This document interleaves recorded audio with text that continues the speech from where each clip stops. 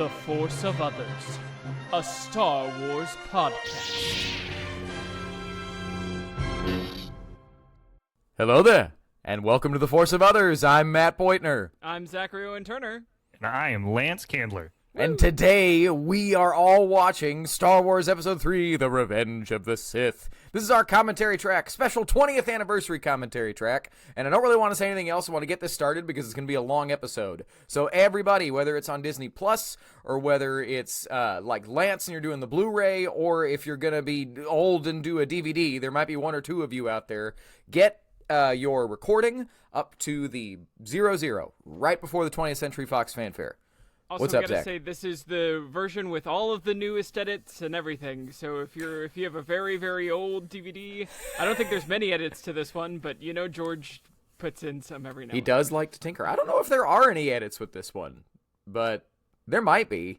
But if you're in the theater next week and you're watching, Or there you go. put us How in fun your would ears that and let's go. I'll be there. Okay.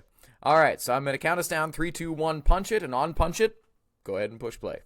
All right, 3, 2, 1, punch it.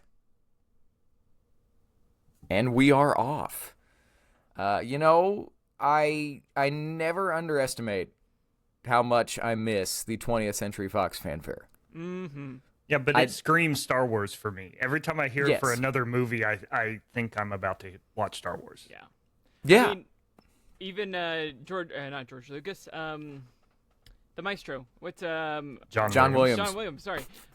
He picked this version of the fanfare from a very, very old version, not even the modern one in the 70s when he was doing it. So it is meant to be part of Star Wars. Right on. Yeah. I miss it. It's how Star Wars starts to me. But speaking of how Star Wars starts, we forget Revenge of the Sith might be my favorite title of a Star Wars movie. Yeah. Go ahead. A nice callback to what the episode 6 was originally going to be. Yeah. Revenge of the Jedi. Mm-hmm. Yeah. Mm-hmm. But I want to point out about this crawl too. It was interesting to me when rewatching this that it says there are heroes on both sides. Evil is everywhere. Talking about the war, the Clone War. I was like, oh, that's interesting because you clearly paint the Separatists as very, very evil. But then in this crawl, you say there are heroes everywhere. That's the weird thing about, we bring up Clone Wars a lot, the 3D Clone Wars show. That the biggest thing from that cartoon show is it shows that the story George was trying to tell with the prequels was too big for 3 movies. Because you get into Clone Wars, and there are Separatists that are a little more heroic. You think about the Von Terry family. That episode is literally called Heroes on Both Sides and stuff. Oh, cool. And so that's because but I remember pushing back on that when I first watched those Clone Wars episodes because it's like, what? They're cartoonishly mustache twirlingly evil. But okay, so this moment right here, I remember in 2005 at midnight watching, oh cool, so it's a cute little recon mission. We're, flying over a bow of a ship, no big deal. We're getting some nice drums, awesome. Opening moments to the last Star Wars movie. Isn't this great? I'm here with my friends and oh my God! And now you're looking at everything. And I was like, oh, okay. To me, screams George Lucas making a statement. This is the final chapter. Yeah. Right?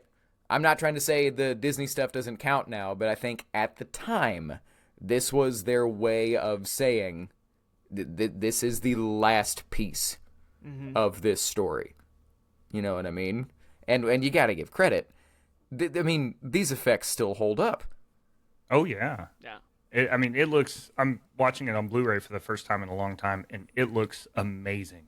Yeah. Also, what a way to start a film. Yeah. Completely in media res, it's just like, cool, we're in the middle of a battle. We're not making peace negotiations. We're not, in an ice planet. It's like, okay, cool. This movie is going to start and it is going to continue on that train. Also, shout out to David W. Collins. One of my favorite things I always think about this movie is, as a music nerd, that opening music is in 3/4 because it's the third movie. And I'm like, Lance is a music guy. He knows. Yeah. That is cool. I didn't think about that. Here you go. So, Proto X-Wings. Yeah. Z95s, I think.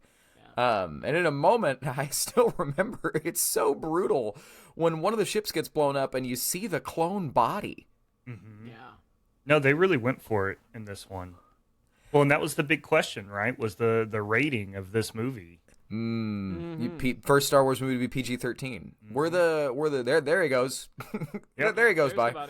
the body. Were the Disney sequels, are the modern ones, are they PG-13? I don't remember. I don't think so. I don't think so. I think they're PG.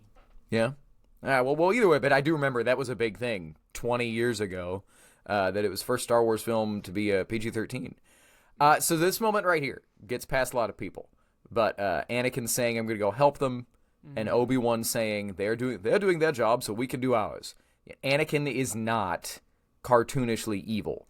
No. You could argue that his fall from grace is that he's almost too proactive. He's too reactionary. Well, that's what the Jedi would say, right? That's what Yoda says later. He cares too much, and the right type of villain, it's what's tragic, is can twist that into making him a tool for evil. But then this bit right here of him easily getting rid of the missiles, it's the first time that I felt the prequels acknowledging that Anakin was the best star pilot in the galaxy.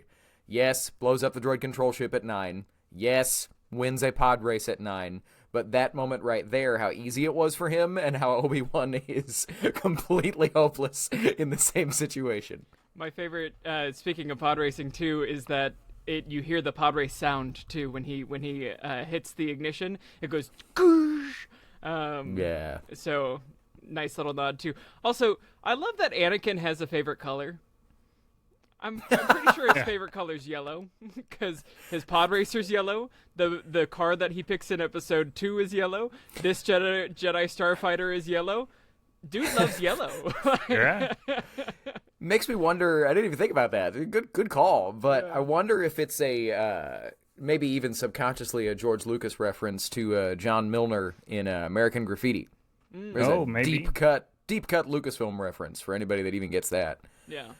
You mentioned it, but I love that Obi-Wan's just about to give up. He's just about to just die and this be the end of his story because of these vulture droids. He really does hate flying. Yeah. So. What is it? You're gonna get us both killed. Yeah. There it is. He's such an old man. When he's in the ship, as soon as he's out of a ship, he's the gallivanting pirate. Pirate, yeah, but he's always 90% in control of what's happening. Right. Yeah, if you watch through this entire first act, if it wasn't for Anakin, Obi-Wan would have died 12 times. Yeah. Well, and R2, because like R4, no offense, sucks. Like, yeah. He doesn't do anything. His head just goes flying, you know.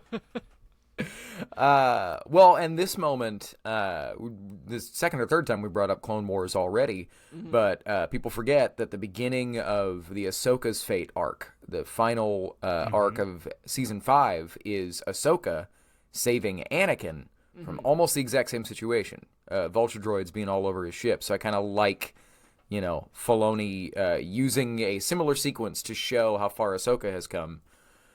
I have a bad feeling about this. There you go. And then this bit right here in the hangar, just take very casually, just cutting down a hangar of droids like butter. Yeah. Like we, again, in 2005, had not seen any of the Clone Wars stuff. There was the Clone Wars multimedia project in Legends, but just showing on screen how good they are at fighting battle droids. They've been at this for 3 solid years. Yeah. Well, and we get to see the beginning of the heroics of R2 in this movie when he launches himself out of the ship, just like Obi-Wan, and just like Anakin. I'm one of the heroes too. Yeah. I also love this, especially here at the beginning. You get the camaraderie between Obi-Wan and Anakin. Like, I sense a trap. Next move. Spring the trap, and like they're buddies. Actually though, and you don't get that in the other 2 movies, and you're like, oh great, yeah, cool. Well, also, I don't know about you guys. As soon as I saw Anakin with long hair, I was like, oh, thank God, he looks so much better. So, 2 things. First, do you think that they that they failed to lean into the fact that Anakin is a knight now. I mean, if you hadn't seen the Indy series, which you hadn't, he still calls Obi-Wan Master, which he would continue to, but I did not realize until much, much, much later after seeing this movie that he's not Obi-Wan's Padawan anymore. Yeah. I will say the opening crawl does say 2 Jedi Knights, but Good call. But that's only if your parent was leaning over and reading the subtitles for you while you were a little kid looking up and like, oh my god. Hey, again, to age ourselves, we were in high school, so yeah, I was I know. fully literate. Some of my earliest memories are my mom leaning over for like the re-releases of the originals, being like, and then it says this, and then it says this, you know. Well, and I'll say that that my mom was not here when I saw this. However, Matthew's cool mom was the one who took us to this because we could not drive. yeah, that's how long ago this was. This was the I think the first movie that I saw at midnight. Oh. It was my first one, and I've seen every single one since. Every single Star Wars one. It's worth bringing up maybe about here, always on the move. This whole sequence, it's been reported different times. The whole sequence on Grievous's ship and all the way through the crash landing in the first cut of the movie was an hour and a half long. Yeah. Wow. And again, we talk about George trying to make the statement that this is the last Star Wars movie. I think number one, there might have been a bit of him going, I wish I'd done more of this in the other two, but also trying to make it fun and boisterous and adventurous at the beginning so that when it gets so dark for like the rest of the movie, it's not just sad the whole time. We get some Star Wars fun. Go ahead, Lance. Sorry. Oh, it's a funny movie. I thought about that. I just watched it most recently a couple of days ago, and I thought I always think of this as being a dark movie, but it's one of the funnier, especially this opening scene. It's one of the funnier saga films. Mm-hmm. Especially with the deleted scene that we have seen from this, which is them like in the water sewage area, like floating around. That great comedy. Well, the bit where Obi-Wan and Anakin are giving code words in front of Grievous from that deleted scene, where they're trying to come up with different plans, and one of them is Obi-Wan just twirling his mustache. No, there's not enough time for that. There's far too many of them for that. Okay. So this right here, I remember one of these shots from the trailer of Palpatine sitting on a throne watching Anakin and Dooku duel and freaking out because, I realized it's the end of Return of the Jedi, but it's at the beginning of this movie. Yeah. Do you guys, rewatching this, I was like, Palpatine loves that one specific style of chair. Well, when you know what you like. It's like, I was sitting in there for hours, and it felt so good, even though I was strapped in. Let's put this on the Death Star. Oh, the deleted scene that I want, or the robot chicken bit that I want, is Palpatine sitting down the chair. Wait, put up the handcuffs. I need to look like I'm a prisoner, even though I'm on a throne. Sith Lords are a speciality, even though I get beat almost every time. Yeah, which is in so 2 arrogant. seconds. Because they've only vaguely even met Sith Lords. Hey, he got to skip the Jedi trials because he killed the Sith Lord. So that's true. If anyone is his speciality or has been told it's his speciality, it's Obi-Wan. Yeah, I've done it one time after Qui-Gon wore him out.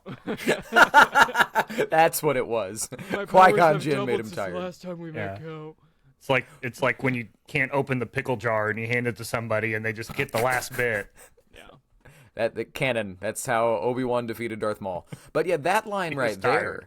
My powers have doubled since last we met, Count. In 2005, we didn't really know that they had fought since Attack of the Clones. Then you watch what we know now from Clone Wars. They fought each other 25 times since then. Yeah, but it works either way. Yeah, exactly. I do think it's funny, though. I've been looking at my power meter, and I'm up to double since the last time we fought. I also Christopher Lee is delivering some excellent dialogue that I think only he can pull off. Like calling the lightsabers swords, swords, or whatever he says. He's just a gem to have in these films. Well, and you can, throughout this movie, especially when you get to some of the stuff Mace Windu has to say, you look at it and you go, oh, Mace Windu's, or Samuel Jackson is a great actor, but he's not good enough to say that line. I will say, up until this point, George had some pretty good dialogue. All that like quippy stuff in the ships, pretty good, and then you start to lose it here. So this moment right here, kill him, do it. All that type of stuff. What are y'all thoughts on this moment? I think it had to happen. Yeah. I mean, this is the beginning of, well, at least the beginning of what we see for transforming Anakin into Vader. Yeah. Ooh, you see his hands and his head just bouncing in a pile. Yeah. Mm-hmm. Do you guys think that the do it is a Sith urging? Because he kind of changes his voice when he does it, and later on we get the Sith scream. Do you think it's a power? I think that's just Palpatine kind of unintentionally pulling the mask off a little bit, right? I think Sidious is who he actually is. Palpatine is the performance, right? And so I think it's just that moment of pure excitement. I've been waiting. I am the epitome of 1,000 years of Sith waiting, and this is the moment. He's so excited. Oh my God, do it! So it's like happy joy. Do it. Oh, I love this line when he says his fate will be the same as ours, because all three of them die on the Death Star. It's true. I mean, different Death Stars, but all three of them, their fate is literally the same. Oh, well, I never picked that up, Lance. That's a good. And I forgot to talk about it, but I've seen it criticized, but you see kind of the key thing in Palpatine's plan, in my opinion. Obi-Wan has to be out of the way for Anakin to fall, and Palpatine knows that. He knows that Obi-Wan has to be removed for Anakin to be truly vulnerable. Yeah, it's a creepy boyfriend situation, right? You gotta remove all the support system. They don't understand you like I do. I love the ships attacking each other like, naval vessels. Yeah. Just cannons on the sides. Yeah, they do a good job in this whole franchise of the difference between the Imperial Navy, well, not the Empire now, but the Navy versus the Army. Yeah. Because it was really difficult for me at the beginning because I'd say, well, it's more of an Air Force than it is a Navy because they're in spaceships. But they treat them like large destroyers. Yeah. Do you think Palpatine at this point is ever like, okay, actually, I actually might die? When you can tell. You can tell he loses it a couple of times. He's like, this is a bad plan. Well, and that's the thing. I don't subscribe to the thing that you see sometimes online of that Palpatine could see all of it ahead of time and knew exactly what to do to make it work. Right we here. see on yeah, exactly. One of my favorite things is the fourth time I brought up Clone Wars. One of my favorite moments of Clone Wars is when Palpatine tries the exact same tactic to turn Anakin in the Reiko Hardeen arc, where Obi-Wan takes his polyjuice potion and looks like the Reiko Hardeen bounty hunter. It's the same thing. Palpatine's watching Anakin fight Dooku, and he's like, "This is the moment." So he's the ultimate improviser, but he doesn't have it set. He could absolutely die here. Yeah. Well, and he's not a young man. Do they not question that they just threw this septuagenarian through this door without ripping his arms off? That would break his tailbone. Yeah. I think also at the same time, it's like they're aware that, we're in a universe where the physics doesn't really make sense. So don't worry about it. I've always loved Obi-Wan's lines here. We're better than this. Yeah, right. How did this happen? I suggest patience. But it is cool to see Anakin actually grow from the last movie we saw. Like in this one, he's a lot more confident. He has a lot more wisdom. He's full on hero. Yeah. I mean, this opening scene, he's a hero. He was literally, and Obi-Wan references it later, but he was literally saving everybody, carrying Obi-Wan on his back. Yeah. Yeah. Yeah, it's true. Do you have a plan B? So we hadn't talked about him yet, but what are y'all's thoughts on General Grievous? So I saw the Gendy cartoon before I saw this movie, I'm pretty sure. And I remember watching the Gendy cartoon and being like, oh my god, that is the scariest thing I've ever seen. This droid evil man. And then you get here and you're like, what? He's all coffee. Why is he coughing all the time? And it almost makes me think that it's a reference to like that one, I can't remember the character's name, but from Schindler's List where Ray Fiennes has like a cold at the beginning, and so it makes you like kind of think he's kind of normal, but then he turns out to be this, evil villain. So I'm wondering if it's a reference to that or not, but he's a great design. He's really, really cool looking. Do I wish it was Darth Maul instead? Yeah. Yeah, I don't think he's scary at all. I never thought he was scary. Yeah, I mean, I've talked about it on the show before, but the Gendy Clone Wars was made just based off of concept art and like early versions of the script. So they saw the design, they were like, "Cool, we're gonna make a really amazing, really, really threatening villain." And then you watch this, and George's intention was this is the villain's attempt to fabricate a Sith, right? We are going to create a Sith through cybernetics and stuff. Yeah. But again, while they can still be threatening, like those Magna Guards are a problem, right? The Jedi are able to defeat them in this moment, but it's still a fight. It's still a fight against Grievous, but it's part of why Obi-Wan just kind of schools him no problem, right? Same bit with the Inquisitors. It's theatricality and deception. Like your average Jedi is going to get terrified because Grievous is so scary looking. But again, right here, when he's actually up against it, he's not going to fight. He's going to leave. Yeah. He's going to try and suck them out into space, but outside of that, he knows he can't. He doesn't have a shot against those two. He does got 4 arms, so... But again, when he fights Obi-Wan one-on-one, even with the 4 arms, Obi-Wan takes out 2 of them, like, immediately. Yeah. I do. We'll get there, but I do love that scene where Obi-Wan starts checking his footing to figure out how he's going to fight somebody that has these windmill lightsabers. It's like, I'm going to left foot forward, no, right foot forward. Okay. Yeah. I didn't think about that. I need to make sure my footwork is right. Yeah. I have a whole comment about that whole fight and some things that we've learned from the book, so I'm excited to talk about. Cool. Yeah. But the coughing thing with Grievous, obviously, again, the Gendy Clone Wars, their version was that Mace Windu kind of like crushed his lungs. But apparently, the original reason was a joke. I guess George, I haven't ever really seen this corroborated anywhere, but I think it's funny. Apparently, George Lucas had a terrible cold for a lot of making this movie. He was very sick and he was coughing all the time, and so it was referencing George. They were like, that might be interesting for this villain if he's like, like the whole movie. Well, it's the reverse Darth Vader, right? It's not a... Yeah. This bit... We lost something. We're still flying half a ship. Yeah. I love this whole crash. In a minute, Obi-Wan starts doing math. 8 plus 60. What is he calculating? I think he's calculating the angle that they're coming in. Oh. Because... I mean... Yeah, because you got to land right, No, that makes sense. Hey, I haven't done math since it's been a long time. He can't even do it now, folks. It's true. I think this only vaguely looks like Coruscant to me. Why?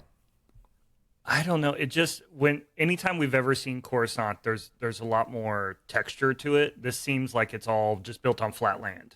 Like this looks like Plano. Plano, Texas, everybody. Yeah. But that's a good point. I didn't think about that before. This definitely does not look as high into the clouds as the rest that we've seen. At the end of Attack of the Clones, we do see the giant airfield, That's true. With all the ships coming in, so you got to have somewhere for them to land.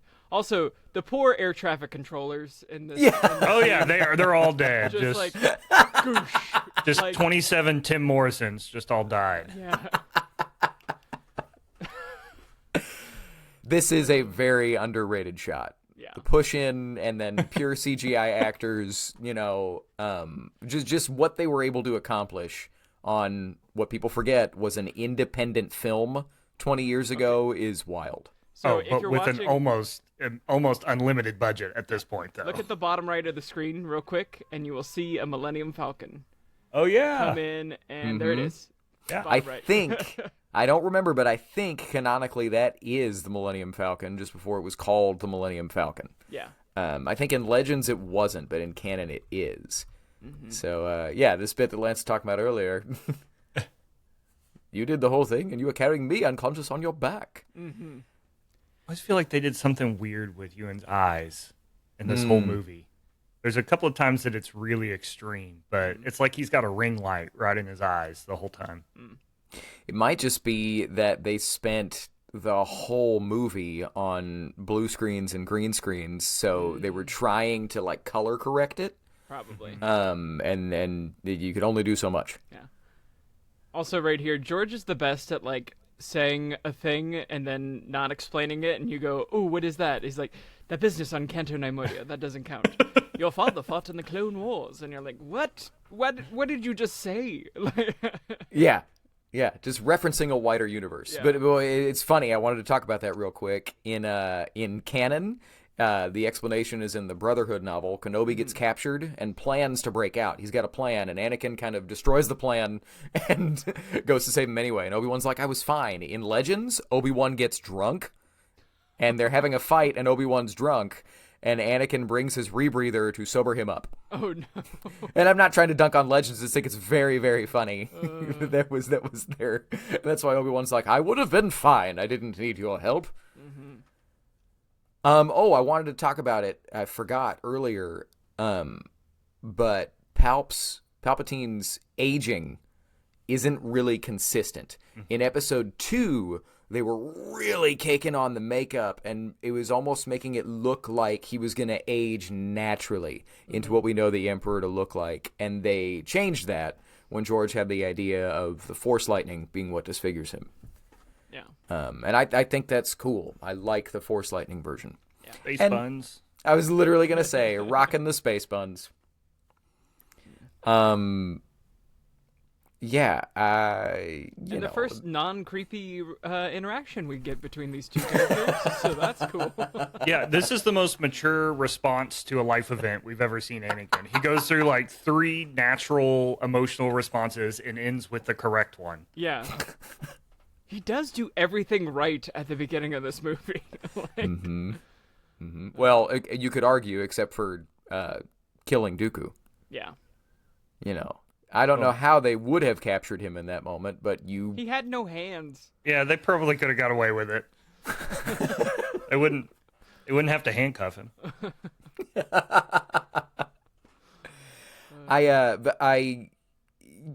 Everybody at the time liked to dunk on Hayden Christensen and his acting or lack thereof. But I think, again, what you have here is a guy that, while might not be, is not on the same level as Natalie Portman and Ewan McGregor. Like, I don't think anybody would dispute that.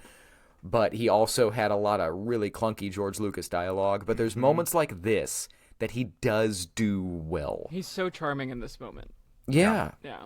This is a happy moment, the happiest moment of my life. And he's, you can tell that it's real. There is an edge of creepiness to it. But I also think that's the character, that Anakin's just kind of off a little. And I think that's kind of intentional. Well, and there's constantly this Romeo and Juliet-esque nature to the relationship, because you have Padme, who grew up away from regular society. She grew up royal. And then you have Anakin, who grew up as this monk. Neither one of them really have healthy... Grew up a slave first. Well, yeah. Neither one of them really have healthy social skills. Yeah. And so you put them together and they say they're in love, and it's very immature.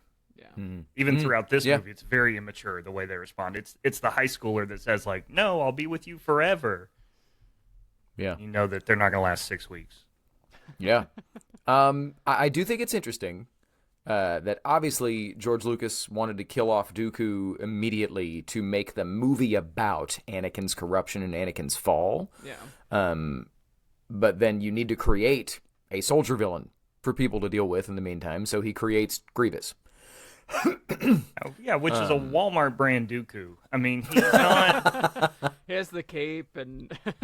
Yeah, he just and George Lucas. This is one of my fights with him. George Lucas is so disposable with excellent villains. Oh, sure, yeah. Yeah. But you got to give credit. I mean, the design of Grievous is instantly recognizable and so different. Yeah. And you could say it's similar to Vader, right? And that it's kind of a cybernetic cyborg thing, but very, very, very different with the human eyes peeking through. Yeah. I want to give credit. These shots of Coruscant are absolutely gorgeous. Mm-hmm. Oh yeah. Meanwhile, this scene, very weird. Well, and very, she's very weird. This is the pickup shot, right? Yes. After V for Vendetta, Mm-hmm. so she's emaciated and Yeah, her head looks weird. When she turns to look at the camera here in a second, it's scary. Yeah, it's shocking. It's coming here in a second. It's like, oh gosh, is she okay? What happened from 5 Ooh. minutes ago where you looked so healthy? Well, it's because she was playing a bad Yeah. donkey. I don't know. I don't want to curse on here. You know. So you went with Donkey? Yeah, donkey has another name. She's a VA. She's so good in V for Vendetta. She's so Fantastic in V for so Vendetta. fantastic. Oh, yeah. And so. I yeah. do think it's funny though that is the dialogue in the scene that they added back into the movie because they wanted another tender moment. Mm-hmm. You are so in love with you. No, I'm so in love with you. And it is cute, but we just had a meaningful moment. I don't think you need this scene. I think it's awkward. Well, and Sorry. they have the romantic maturity of 14-year-olds. Yes. So is Palpatine placing these visions in Anakin's head, or is Anakin just naturally sensing the future as he's always been able to do? I think it's a bit of both. I really, really do. And I like that we don't know for sure, but Palpatine did just tell Grievous, soon I'll have a younger apprentice and more powerful. Yeah. I think that it's a bit of both. Yeah. To bring the sequels into it, it's Palpatine manipulating Ben Solo in the same way. Okay, most important question of the show. Most important question, guys. Does Anakin Skywalker have the best abs in Star Wars? Yes, hands down.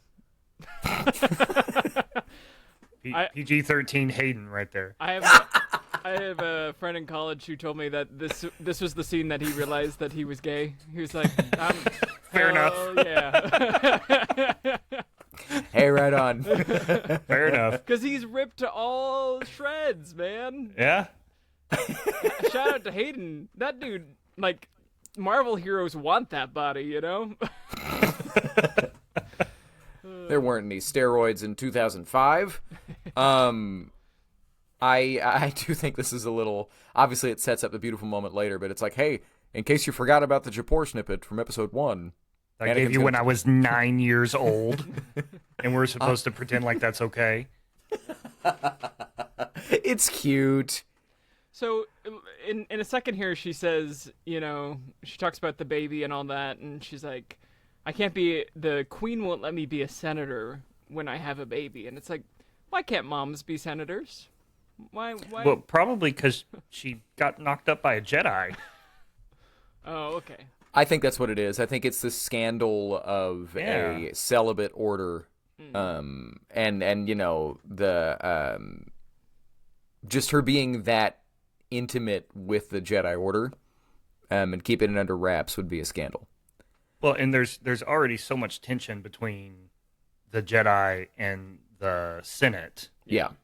Which is what Palpatine is exploiting throughout this entire movie. Mm-hmm. I do have a question. Why do you think Anakin doesn't want to let Obi-Wan know about this? Because Obi-Wan's on the council. Well, and Obi-Wan totally knows, right? Don't I mean, we get that in Clone Wars, that he knows that they're together. Yeah. Yeah. And can Anakin not sense that Obi-Wan knows that they're together?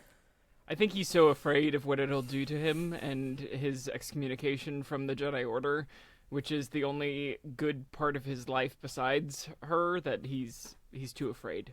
Yeah, but let's be fair. If to Anakin, you know. also this scene right here is just masterfully shot. The lighting in this is amazing. Yeah. And Yoda is almost helpful. But if he got booted from the Jedi Order, he'd be fine. Like, what? He'd be a senator's. Yeah, he's a senator's boy toy. He would just hang out at the royal palace in Naboo, which is the most beautiful planet in the world. Mm-hmm. There's a really great cosplayer that does a Senator Anakin cosplay, and he like beaded all of this like beautiful Nabooian flowing robes. So if you want to see what Anakin might have looked like, look him up. It's a really, really cool cosplay. So. But so this whole bit here, the fear of loss is a path to the dark side. Mm-hmm. It's, you know, Yoda isn't wrong, but I do think he drops the ball here in a major way. Yeah. This is Anakin. He comes to them first. He doesn't go to Palpatine first. He comes to them. And he's like, what am I supposed to do? And he's like, train yourself not to care. Yeah, you yeah. know? I mean, the only way that Palpatine is able to get his hooks in is the fact that the Jedi fail Anakin consistently. Yeah. Well, and it makes you wonder, what would Qui-Gon Jinn have said in this moment?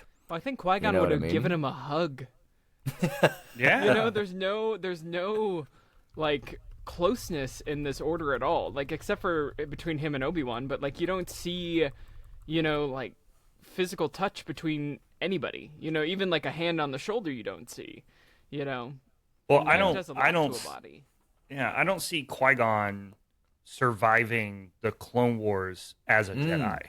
I think Qui-Gon's out. Once they start becoming generals and warlords and all this other stuff, Qui-Gon's out. He's going to go the way of Dooku. Maybe not evil, but out. Yeah, you know, it's all kinds of fun canon what ifs.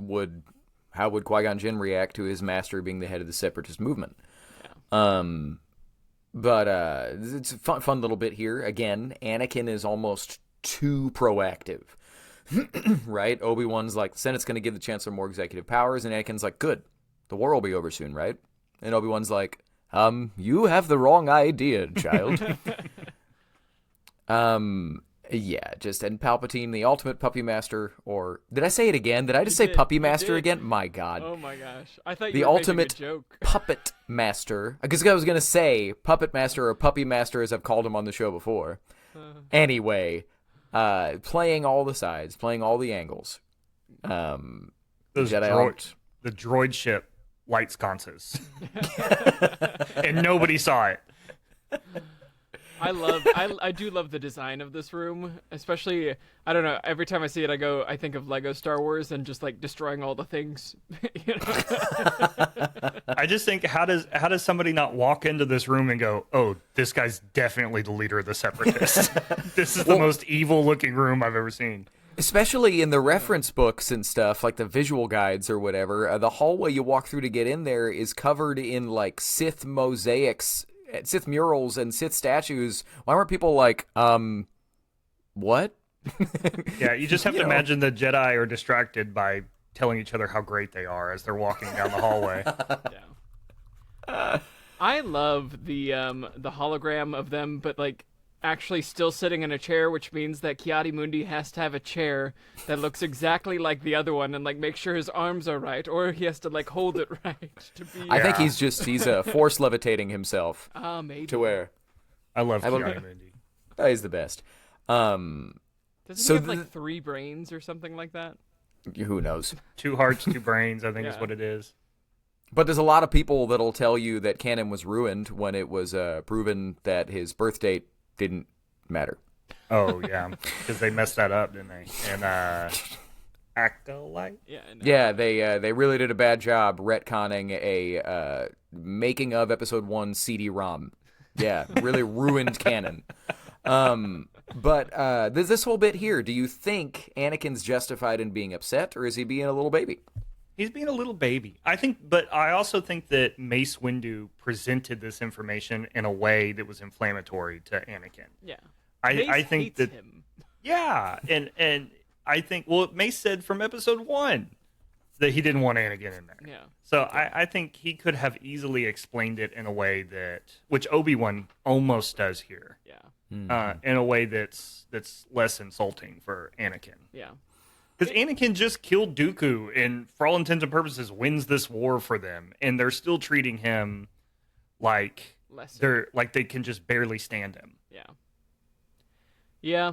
I think it's just a product of he's so young, and they're like, well, you know, like you're here, but like we can't just like make you a master at 20. You know? Yeah. But either way, though, the fact that Darth Vader was on the Jedi Council, really cool. Really cool canon, you know. Like, I hadn't thought about that. Yeah. And people get mad when Mace Windu gets kind of consistently labeled as like, you know, the most dogmatic and the most rule followy, but that's what's on screen. I wish it wasn't that way, but that's what's there. It's him, and you could argue Ki-Adi-Mundi as well. They're kind of the biggest douchebags. Yeah. On the Jedi Council. Love those characters. I'm not saying they're not heroes, but they are definitely, I think Qui-Gon Jinn would vibe with them the least, is kind of the idea. Yeah. But then this whole bit here, it's so complicated.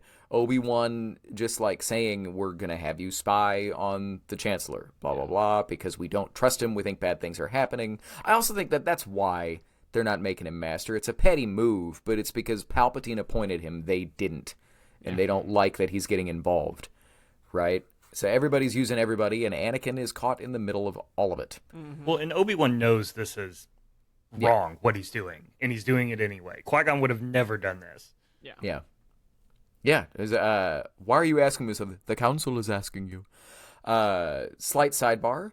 Man, I wish we had the Delegation of 2000 scenes. The deleted scenes of Mon Mothma, Bail Organa, and Padme kind of starting the rebellion, what will become the Rebel Alliance, but with politics. Yeah.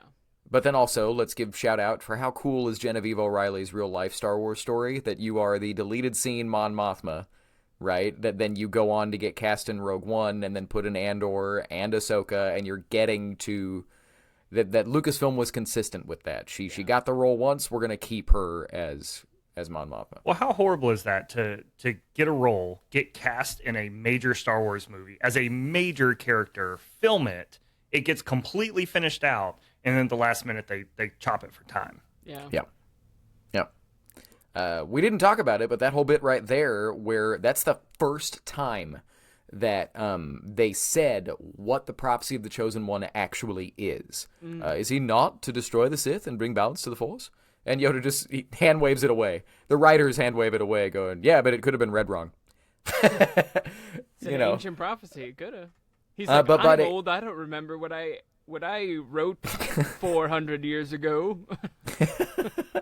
But just that whole bit of that. Then of course the prophecy is right, that Anakin does eventually kill Sidious. He also killed Dooku. For a while there, I thought that we were going to see Anakin eventually kill Maul, so that he literally does destroy all of the Sith. Oh, that'd be cool.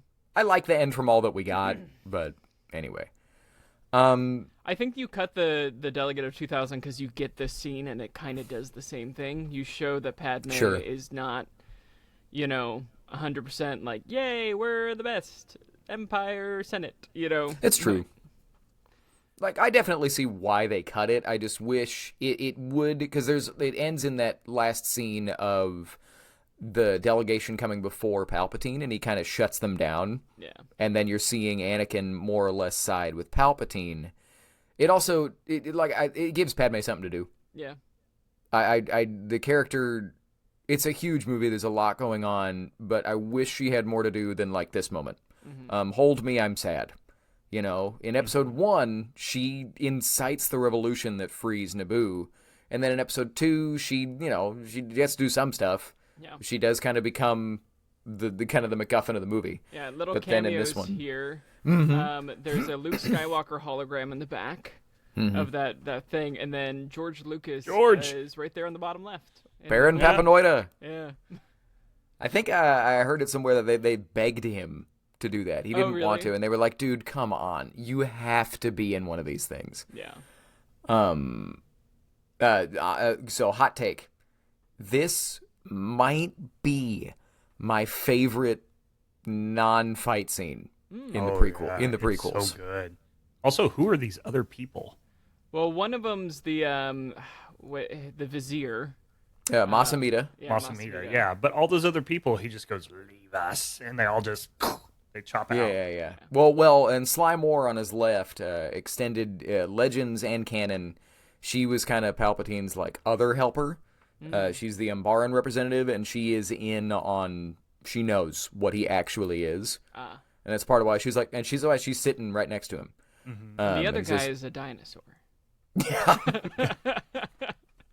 The other guy has a name, and I'm sure a book series somewhere. But interesting. So the deep throat singing music here. I remember when John Williams used similar music for Snoke's scene in The Force Awakens, a lot of people thought it was confirmed. For sure, Snoke is Plagueis. And really, it's just John Williams is like, I don't know, I'm going to use some creepy music for a creepy bad guy. Yeah. You know? Tuvan throat singing. Well done. There you go. Thank you. I occasionally use my degree. But no, this is all just so good. And this scene, forever upset about it, I would really love a canon version of Darth Plagueis. The novel is great from Legends, and I'm sure that the reason they're hesitant to touch that story is because the novel is good, and you don't need to overwrite it if you don't have to. But I would really love that story. Well, we got his creepy hand. What more did you want? The rest of his story to be told, but anywho. Ian McDiarmid in this movie, though, is just so... He's doing the most work out of anyone because he, like, in a bit here when he goes, ironic, and, like, it's a memory and he smiles, that is such a great acting moment. But later on, he is the best at pronouncing words almost in a Matt Berry-esque, where he will, like... change the syllables or or where he like inflects, but sells it always. Well, and he's just everything he's saying is right, is mostly right. Yeah. Well, it's the problem with our limited perspective of reality as humans, right? That if a smart enough person can talk for long enough, they can make the wrong things sound right. Like, are we really that different from the Jedi?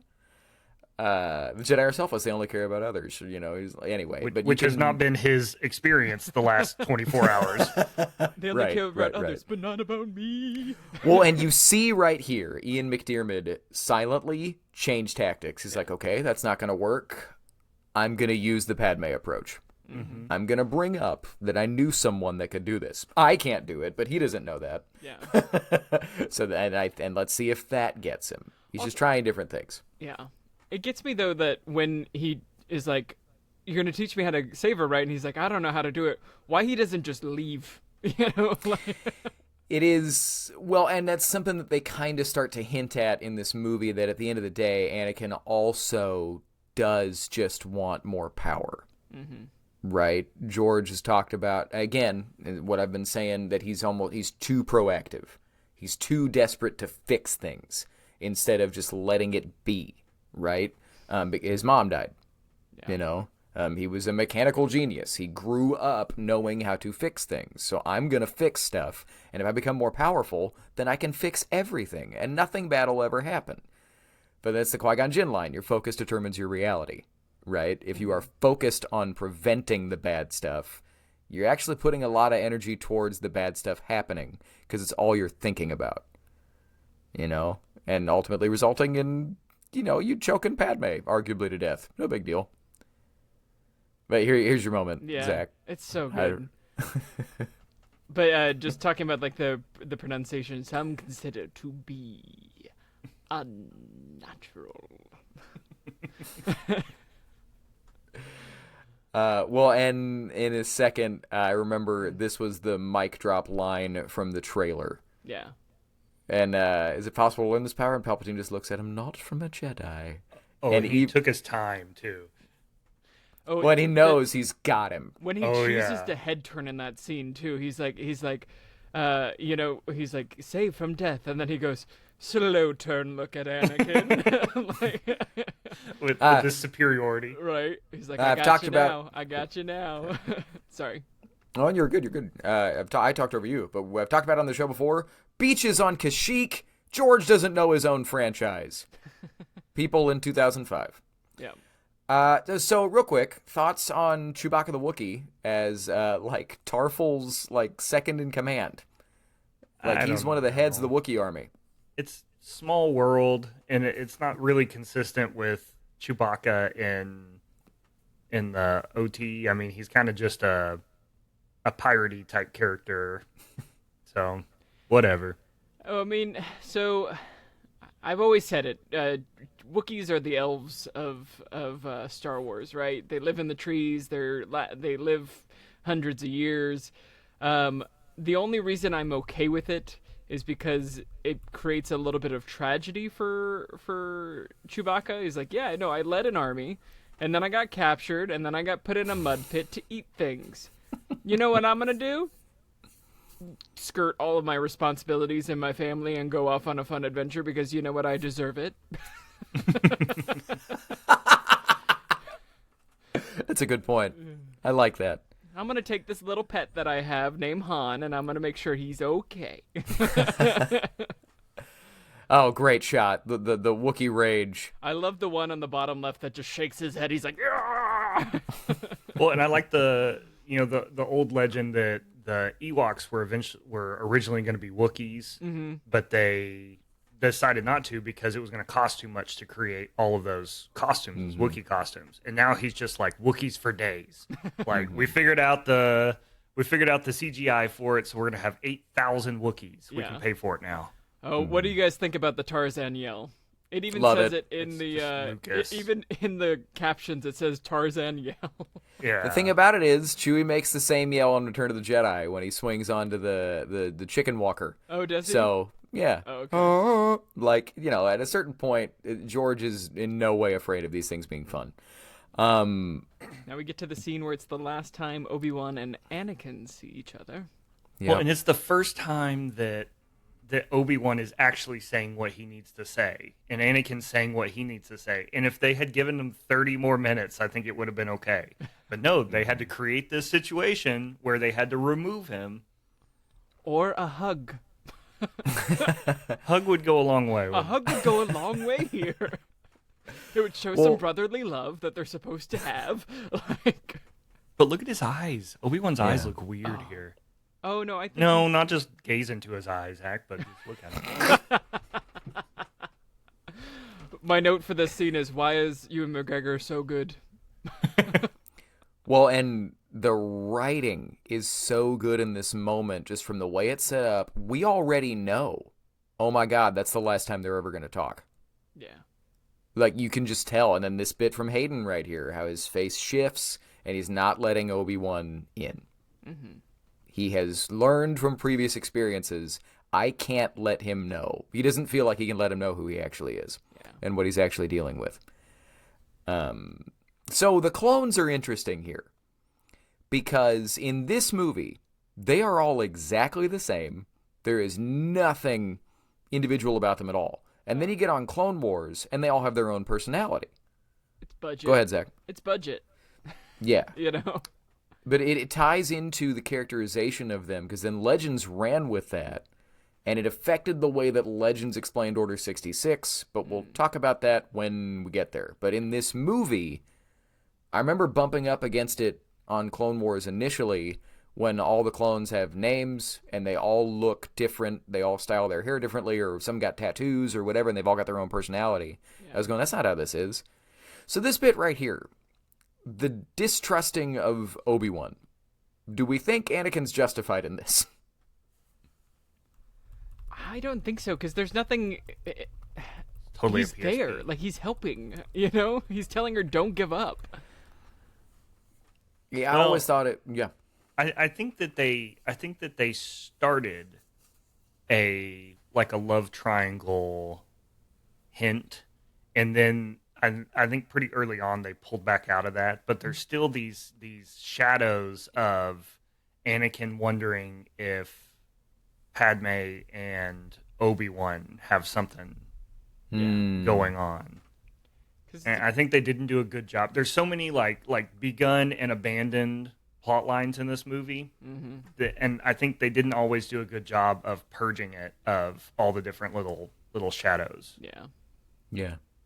But so what I was saying earlier about Anakin wanting power, I want more, and I know I shouldn't. I think that a lot of people, we all remember the Padme of it all, that it's about saving her, but he does also selfishly just want more power to fix stuff. He was raised as a slave, and then arguably still kind of a slave to the Jedi.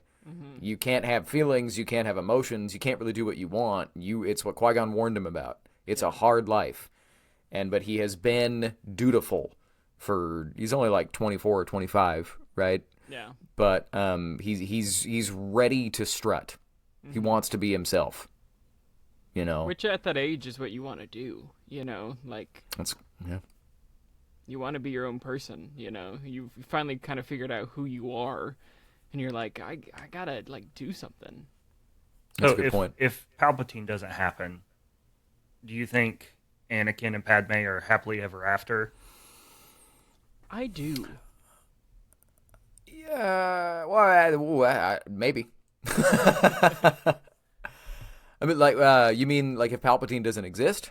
Yeah. So all of the corruption of Anakin, all of that aside. Yeah, I don't think he's got it in him. You don't? No, I think he's too messed up. Well, yeah, I mean, they definitely have problems. Oh, this is the guy, Sam Witwer says it looks like he fell asleep on corduroy pants. Well, and yeah, I don't mean to keep trashing on some of the newer stuff, but again, if you could do this design in 2005, you could have done this design on the Kenobi show for the Grand Inquisitor. Like, you've already accomplished it. Granted, budget conversations notwithstanding. Yeah. You can tell with the Kenobi show, they were up against it money-wise. It probably cost quite a bit just to get Ewan and Hayden on screen again. True. Yeah, but this is, they could have done a lot with just makeup. I mean, and prosthetics, which are cheap relatively for everything else they were doing. Yeah. Yeah. George has talked about how that whole just kind of conversation with Obi-Wan, and I don't remember that guy's name, the Utapau guy, the corduroy pants guy, that he's like, if you have warriors, now's the time. George has said that was him kind of hinting at that there were militia throughout the galaxy, and that's part of what, in his mind, eventually became the Rebel Alliance. You just couldn't make aliens in 1977, so all the pilots are normal people. So question here. Why does Obi-Wan pick the loudest mount to go on a stealth mission? Yeah, that has way too much left and right, too, when he's going. Yeah, he's like the least stealthy, least, like, silent thing is just literally screaming, hey, I'm here, you know? Yeah, sidebar, I don't remember the name of the aliens that look like spiders, but all of a sudden, and it was the guy that gets his arm chopped off in episode 4, all of a sudden in this one, they get the second set of eyes, and they look way more like spiders, and that's the design that Star Wars has run with ever since, and I hate that. They look scary. But what group is this? This is the Separatist Council. Separatist Council, okay. Yeah, which are the patsies. They don't know what's going on. Yeah, Newt Gunray probably knows a little bit, but the rest of them, they're the money men. Mm-hmm. We're about to get the most famous line in all of Star Wars. What was he thinking here? There's a billion guys. If it wasn't for Grievous saying no, he's mine, then he would have been mowed down. I think what it is that he sees that Grievous is kind of the way that I've always, squinted at it. Grievous is about to leave, so if he doesn't go right now, well, look at that. We're oh yeah, he would have been a hamburger. It is pretty funny that because when I hear "Hello There" and when I say it on the podcast, in many ways, what I'm referencing is Star Wars Episode 4. Hello there. Oh, don't worry, he'll be all right. Yeah. But that's the moment that pretty much everybody else, I think, is thinking of. And Yeah, go ahead. So just in case you were going to miss it, when he takes out his lightsabers, look directly in between them. There are two B1 battle droids, and before he like double does it, one of them hits the other one like, "Hey, Yeah, watch like this." look at this. Those two right there in the middle. You can see them. He goes, "Hey, look." Are those all Matt Wood? Probably. Okay. Yeah. Sorry, Also the continue voice with of what General you were saying. Grievous. Yeah. Oh, I don't even remember. I'm sorry. I just didn't want people to miss it.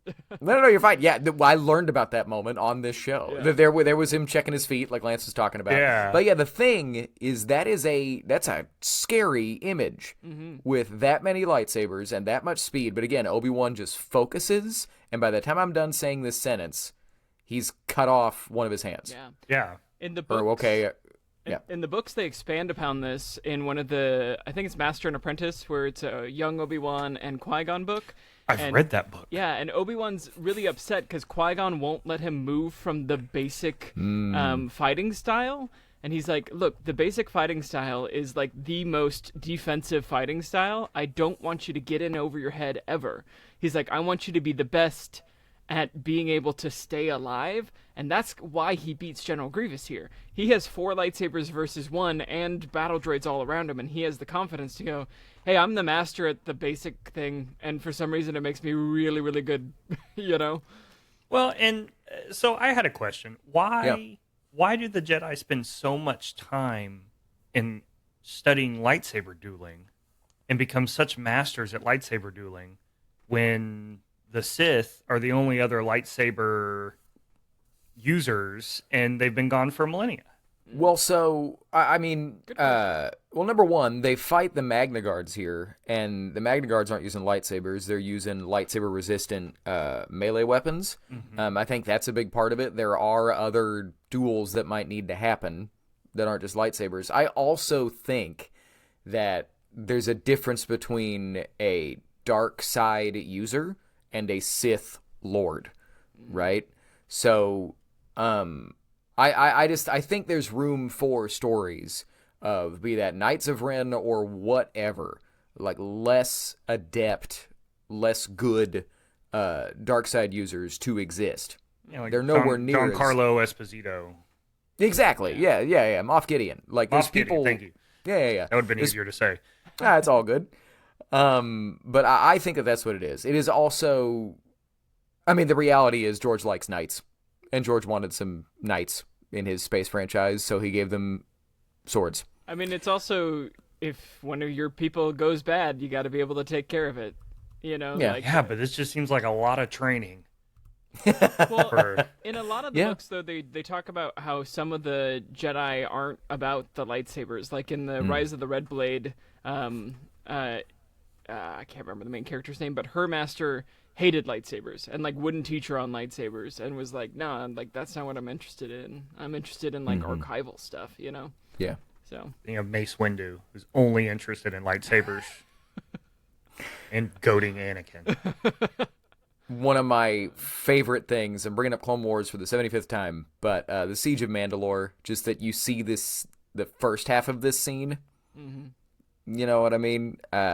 And that Ahsoka was there and then left the call. Basically, Oh yeah. How much does that Anakin. How much does that influence and affect the way you watch this movie now? Yeah. After they did that, It's just even that- the opening yeah, when you see Obi-Wan and Anakin running off to get in their starfighters. You just know that had like they taken one left turn instead of one right turn, that it was that close to Yeah. going a different way. yeah. But I also think it's interesting. Do you think it's overconfidence on Palpatine's part in this moment where he really bets the last 1,000 years of Sith scheming and plans on Anakin turning? I You do know what think- I mean? I think it's hubris, you know? Like, he's just like, I'm going to make it clear that I am the Sith Lord because I hope it works. Well, and he lets Anakin run away. Like I can totally see him saying like, okay, I'm gonna hedge this bet. Either you turn to me or I'm gonna kill you right now. Because I don't think Anakin could have stood up to Palpatine at this point. I also love the line here where he goes, I know there's stuff about the Force that they're not telling me, like you just told me in the last scene that we were together, that thing that you told me, they didn't tell me about that. It's like, yeah. No, we all know there's stuff about the Force they're not telling you.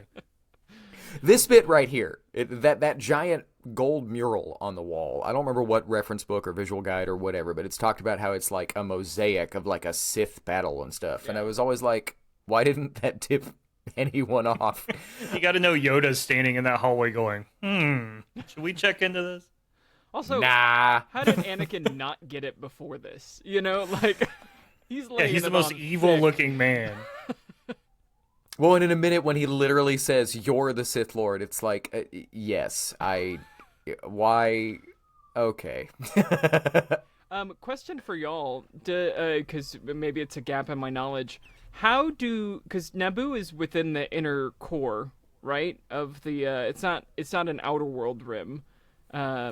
It's like it's on the cusp. But how do the Jedi not find Palpatine as a young baby and train him? That I don't know. That might be. That might be cleared up in the Plagueis novel. I couldn't tell you, but I think it's as simple as the holocron that like they have for Jedi Bloodlines isn't like clairvoyant, right? Like they try their best, but every now and then one will slip through the cracks. Or it could be that he was just so evil they were like, whoops. But if it's in the Plagueis novel, somebody tell us in the comments below. Yeah. Well, but yeah, I read the Plagueis novel. Oh, and it's not in there? Well, tell us in the comments below. Oh, okay. Yeah, I'll do that. No, it doesn't talk about that at all. It just says that he gets into this like young politicians group, and Plagueis discovers that he's using the Force to manipulate so that he becomes more politically powerful, even as a young teenager. And right so on. He basically starts. He doesn't corrupt him. He's already corrupted. Yeah. He just takes him and molds him into an apprentice. Mm-hmm. So, and again, Palpatine just such confidence turns his back on him, right? You know. But then, do we think Anakin makes the right call here? Well, what's Should he gonna not do? kill him right away?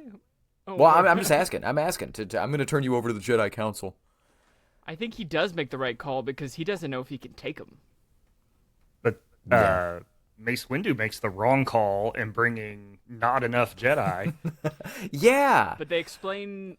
Well, they've explained why that happens. Why he murks them so quick.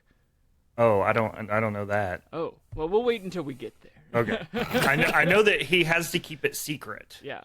Right. He can't alert to the Senate and everything because what is he going to tell him? He's a Sith Lord, and the Senate's going to go. So he's just you're a Baptist and he's a Methodist. I mean, what? It's all Force users. We don't really understand the intricacies of the difference here. Yeah. Yeah. And when you're going to kill him because of that, or arrest him and put him in prison. Oh, I love this moment in a second where Obi-Wan kicks him and just hurts his leg. I forgot that when Grievous kicks Obi-Wan, and hits him, he flies about like 15, 20 feet. Yeah. That's got to break a couple ribs, man. Right? Well, and then Grievous punches the ship and like dents the crap out of it. Yeah. And then his face. Yeah, man. Like, there's got to be some kind of like Force invulnerability or something. Yeah. Ooh. Yeah, there you go. Yeah, there's the broken shin. Yeah. This movie has 3 excellent fights, and I think it has more excellent fights than any other Star Wars film. Yeah, they were operating at just peak fight choreo. You know, they'd been working on the prequels. George had been at least working on writing it and conceiving it since 1994. Yeah. So we were around 11 years. Well, and you remember the toy? His eyes the General Grievous toy when you squeeze him and it... Yeah. Forgot about that. But it's kind of a one-hit wonder for that toy. It can only really do one thing. Yeah. It is so metal, though. You know, like... We're going to have his eyes explode in fire. All right. Now, I do want to say, I love this movie. I love Star Wars. This scene is uncomfortably stiff to me. The dialogue is awkward. Mace's reaction to this doesn't make sense. You would think he would freak out. Like, I'm sorry. Our president is the Sith we've been looking for, it wouldn't just be like, how do you know this? Yeah. Like, interesting. Our worst fears have been realized. Also, let's go kill him. Also, when he's like, if what you've told me is true, you'll have earned my trust. It's like, you still don't trust him now? Like, what? Yeah. Yeah, you didn't trust him because you thought that he had more loyalties to the Chancellor than he did to the Jedi. And then he comes to you and tells you that the Chancellor's the bad guy and turns him in immediately, and you still don't trust him? Yeah. Yeah. But I mean, I don't know. I do think he has years of not liking Qui-Gon's meddling and not liking that this over-emotional kid who's different than the way we do things, we got him too old. I have no reason to trust this overpowered, like, nuclear bomb of a Jedi waiting to go off. But it's just in general just his reaction to, oh, really? He's a Sith Lord. That's crazy. My worst nightmares come to pass. Well, let's go deal with that. Yeah. So, You know. I said I would explain it, so before we get, because we're about to get into it.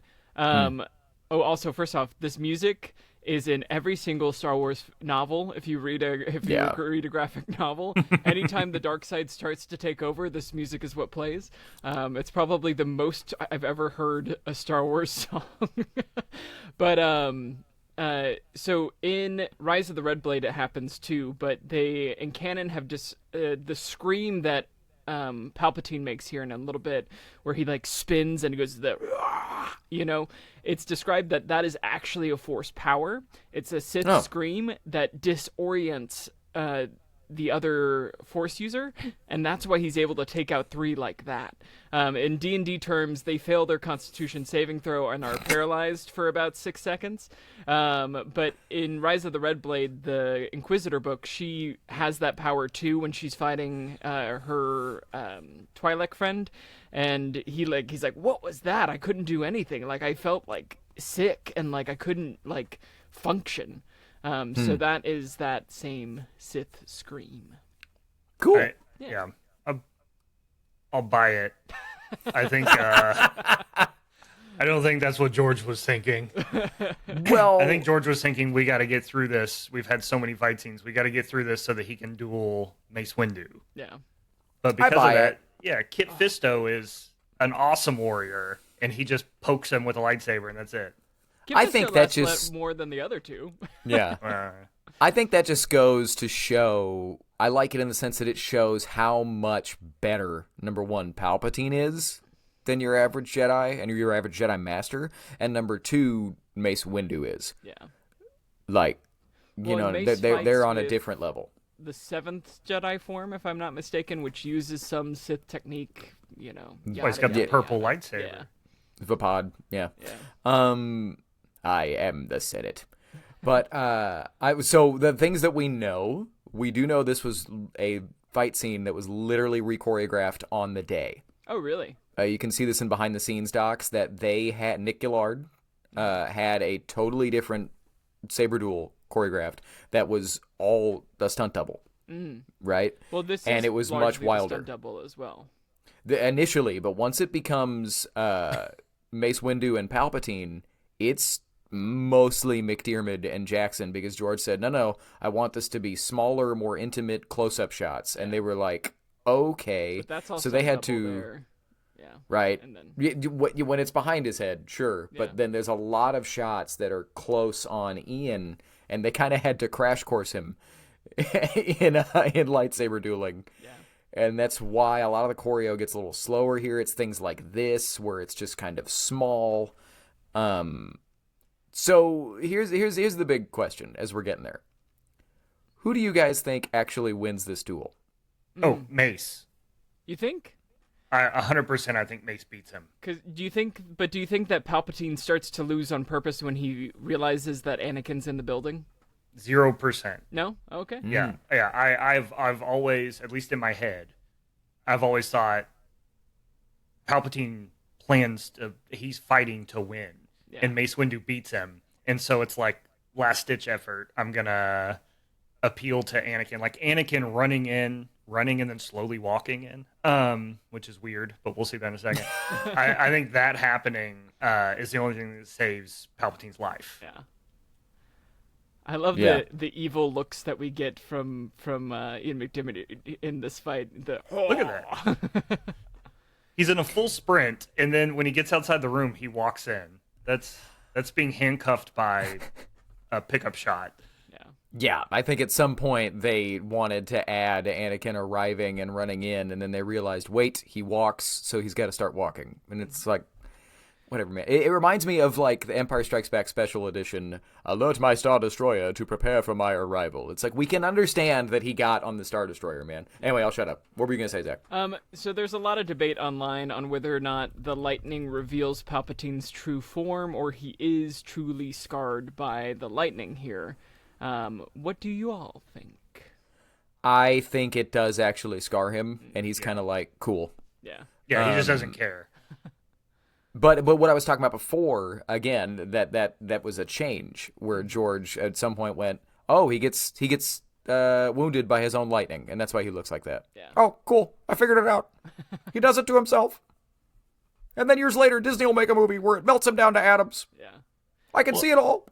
And can he not just stop with the force lightning? Right. Like, once he realizes it's melting his face off, it's coming out of his own fingers. Can he not just turn the light switch off?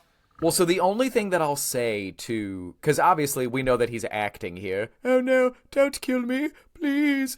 I think that he's aware at a certain point, oh, it's gonna disfigure me. Oh, you don't even know. You've just messed yourself up. Because now I'm going to be able to tell the whole galaxy the Jedi did this to me. Like, here's proof. Look at me. Yeah. You know? Speaking of Ian McDiarmid saying things weird but making it work. Unlimited power. Yeah, and it totally works. You're right. So works. Well, and that's the only thing that I would say there might be something to the debate of Palpatine kind of losing on purpose, because George is making a clear statement here about how powerful the dark side is. You know what I mean? Yeah. That it just obliterates Mace Windu. Mm-hmm. Oh, go ahead.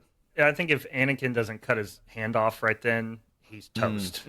I think he's about to turn into several different pieces of Palpatine. Well, so that's interesting. What do you think happens if Mace Windu is able to follow through and kill him? What do you think happens? I think Mace to turns. Star Wars. Okay. Oh, I don't know if he turns, but he's definitely, like, the Jedi are done at that point, because there's no explanation of the Jedi assassinating, because it's an assassination. Yeah. There's no explanation of the Jedi assassinating the Chancellor that makes them look good. Yeah. So it's the end of evil. Yeah, he's a politician. Yeah. Well, and trying to explain to everybody that he was evil after you just killed him it's not going to work. Yeah. Well, what do you guys think about the voice change here? Oh, I love it. I'll give you that there's a little maybe too much bass in this moment, but it is very, very cool. It's like I said before, Palpatine is the performance. Sidious is who he actually is, and for the first time, he doesn't have his hood up. He's walking around in his office. I don't care who's watching. This is me. Yeah. And again, Anakin just desperately wants power. That bit, the force is strong with you. With the lower jaw. I don't like it. Well, and that's what's nice about Return of the Jedi, is you get to see from here to there him strip any like mask of being Palpatine. By the time Return of the Jedi happens and he shows up on the Death Star, he's just the evil Emperor, Sith Lord. Yeah. Yeah. Oh, yeah. This is such a great scene, but also, again, why doesn't he's like I don't know how to do it, but we could figure it out together. And he's like, I would be like, what? Like, yeah. I think that I've seen fan edits and heard the argument that we shouldn't have seen any of the duel between Mace and the Jedi and Palpatine. That if you watch it from Anakin's perspective, Anakin walks in and Mace has him up against it. We never saw a lightsaber come out. That Anakin would go, "Oh my God, the Jedi were trying to overthrow the Republic." Yeah, and that's a big part of it. But I don't think we as much as we all, I think, kind of agree that in many ways the Jedi are wrong in this era, and that's kind of the point. Not that Palpatine's right, but the Jedi aren't really right either. I don't think that we've seen enough incriminating evidence for it to really make sense for Anakin to be like, yeah, cool, I'll kill all of them, even the kids. Outside of he needs Padme that much, and he just wants to have that much power. I think it's also a door unlocks. You know, when he pledges himself, when he's like, I pledge myself to your teachings, and it's like I don't want to think anymore. Just tell me what to do. You know. Yeah, I see that. I think it's almost a psychosis. Yeah. I think something breaks in his head. Yeah.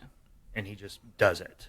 Right on. Especially when you kill the guy that's been like bullying you your entire life. You know? Oh, he's probably dreamed of killing Mace Windu for years now, since he was 9 years old. We talked over it because we were talking about other stuff, but it's always been weird to me the way McDiarmid plays the naming of Vader. You shall be known as Darth Vader. And it's like, how do y'all feel about that? Because Vader means dad. So, like, why does he choose dad? Well, does he know that? He does know. That's true. He true. knows everything about the kids and all of that. That's true. So he knows that it's him. It's Anakin as a father that's making him. That's the impetus for him becoming a Sith Lord. Lance, that's really good. I really like that. That's cool. Yeah. I do think he doesn't think the kids are alive until he finds out about them. Yeah. Yeah. But that's cool. I like that. Okay, you did it. Well done. And now the saddest moment in all of Star Wars that we must revisit as many times as possible in the newer trilogies and the newer stuff. I'm overdone with Order 66, but I think it was a brilliant move on George Lucas's part. Just this Manchurian Candidate thing. Like I never in a million years would have thought of that. So wonderful job. So let's talk about the different interpretations of Order 66. Okay, because what I was saying earlier, again, going off of this movie, the creatives for the books and the comics and all the tie-in material in Legends, they were justified in doing what they did. In Legends, the clones are in on it from the beginning. Yeah. This is a plan that they know about. Right? And they're like, okay, this is the time we will now turn on all the Jedi. And in canon, it's not that at all. It's what Lance said. It's the inhibitor chip thing in their mind. It was like triggered, and then they lose all sense of their individuality, and they become essentially organic droids. Yeah. Right? That just exist to kill the Jedi. Me personally, I much prefer canon. I think it's way more emotional. Yeah. I don't really like the idea of the clones kind of snickering behind their masks for 3 years, like, we're going to kill you and you don't know. That just seems strange to me.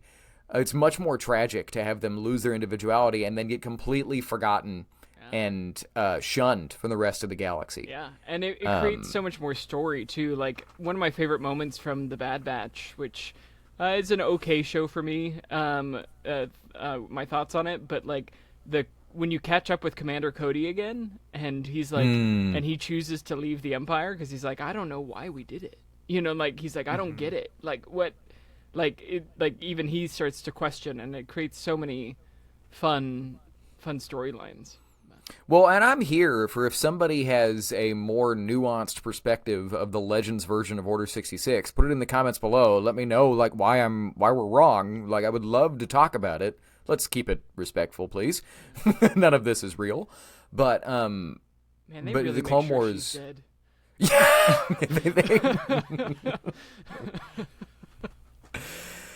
So does Palpatine contact? How many different clones does he contact? Because he calls Commander Cody by name. That's says a good Commander point. Cody, Yeah. execute Order 60.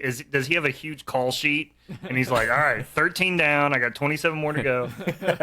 All right, 12 million to go. This is going to be a long day. And does he have his secretary out there, like placing all the calls for him? Yeah, because it's not like it's a pre-recorded message because it's him with his messed up face. Yeah, I think it's okay. Cool. Who are my biggest threats?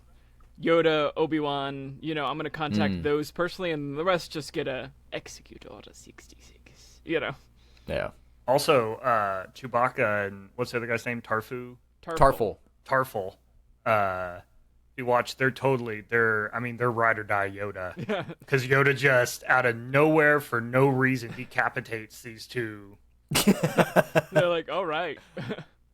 Well, Bam. Well, good relations with the Wookiees he has. So. I guess so. One of the a Clone Wars arc that I wish we got. We got a version of it on Bad Batch with Gunji, but you were gonna get a story of Yoda on Kashyyyk fighting with the Wookiees, and that was gonna explain that line. So here's the always a hard scene for me to watch. And are they're hiding in the Jedi Council chambers. I don't think I ever realized that. Yeah. Oh, that little kid's going to be at Rebel Scum Con. Oh, cool. There you go, Rebel Scum Con. I did buy my tickets, so shameless plug. And so just to make that scene funny and not just so sad, to get the actor to freak out and jump back, apparently Hayden went, oh. Is that our only C-3PO? No, he shows up in a couple other scenes. Yeah. He's only barely in this movie. Yeah. Yes. But he's in a couple other scenes. He was there when they first arrived at the Senate apartments. I think he has like a blink and you miss it talk to R2. And then he's at the end when they're like, wipe the protocol droid's memory. And he's like, what? Yeah. Yeah. So here's the moment Bail Organa becomes a rebel. Yeah. Mm-hmm. He's the only one that actually saw what is happening. Also cameo of Jet Lucas, George Lucas's son. Oh, yeah. There you go. Zet Jukasa is the character's name. The only thing about it that's interesting, because the way they write about it in The Mask of Fear, which I'm reading right now, is that Bail coming out of this is just hell-bent on vindication for the Jedi. Yeah. But he kind of talks about this moment like, I watched them shoot a child, and it's like, yeah, he just, like, chopped up 3 clone troopers. I'm not saying they're justified in killing Jedi, but it's not like it was a defenseless kid that they shot down. He just murked through their people. They were like, oh my God, get him down. But yeah, fun little cameo for Jet Lucas. Katie and I forget George's other daughter, but they were also earlier in the movie. They were other senators and stuff. Yeah. Yes. And I know that Obi-Wan has force abilities to help with falls, but that was a long fall. It's pretty deep water. Well, and that annoying lizard definitely didn't make it. No. Oh yeah, so sad. Well, I forgot to talk about it. There's a deleted scene. There's so many in this movie, but the reason he picked that one, there was a cute kind of a classic adventure movie moment of he's looking at all the lizards, and then there's one that like bucks off 2 of its trainers, and he's like, I like that one. So he's just like, that one's wild. That one will be able to do what I need to do if this becomes a fight. You know what I mean? What do you think this ship is, and why is it here? Hidden? Yeah. It's probably just some type of secret escape pod that they had prepped. Well, and it's definitely not for the Wookiees. Yeah, it's Yoda-sized. They couldn't fit in there. Yeah. So thoughts on again, small universe, Chewie and Yoda knowing each other so well. Don't like it.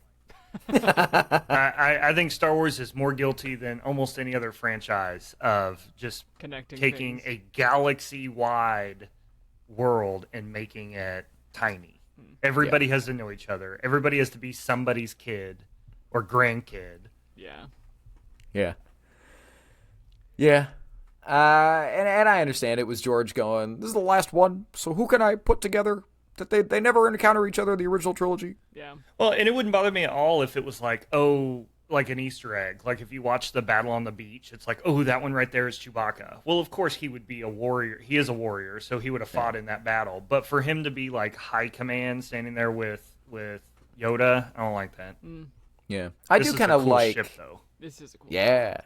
It's got a name that I don't remember. I was going to say it's very pod racery. Yeah. There you go. Somebody graffiti too.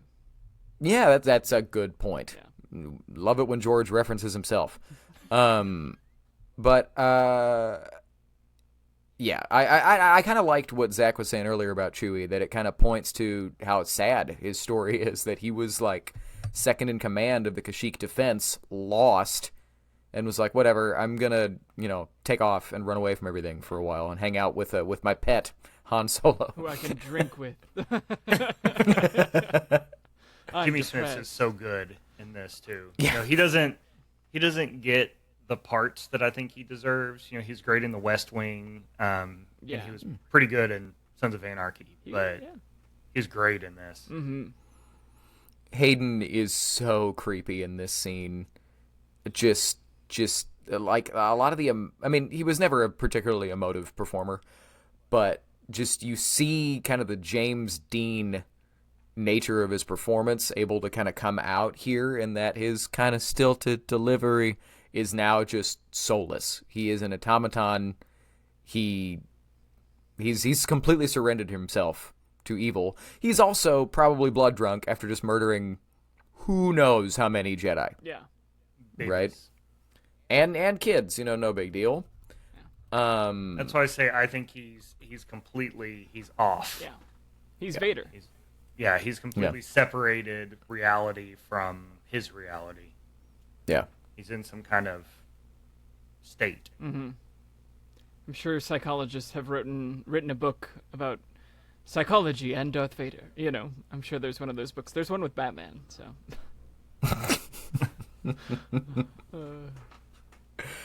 It's so sad. Oh, also, in this scene, Anakin says, "The baby. I came here to see if you and the baby are safe." Mm-hmm. I will talk more about it when the scene comes, but I don't think it's that Star Wars technology isn't good enough for them to know that there are, in fact, twins in there. I think there's something else going on. I think it's like maybe there weren't twins. I'll just say it now. I think that all the Jedi got wiped out, and the Force made extra Jedi, made twins. I know that sounds silly. It had to feel weird to Padme. Like a burrito.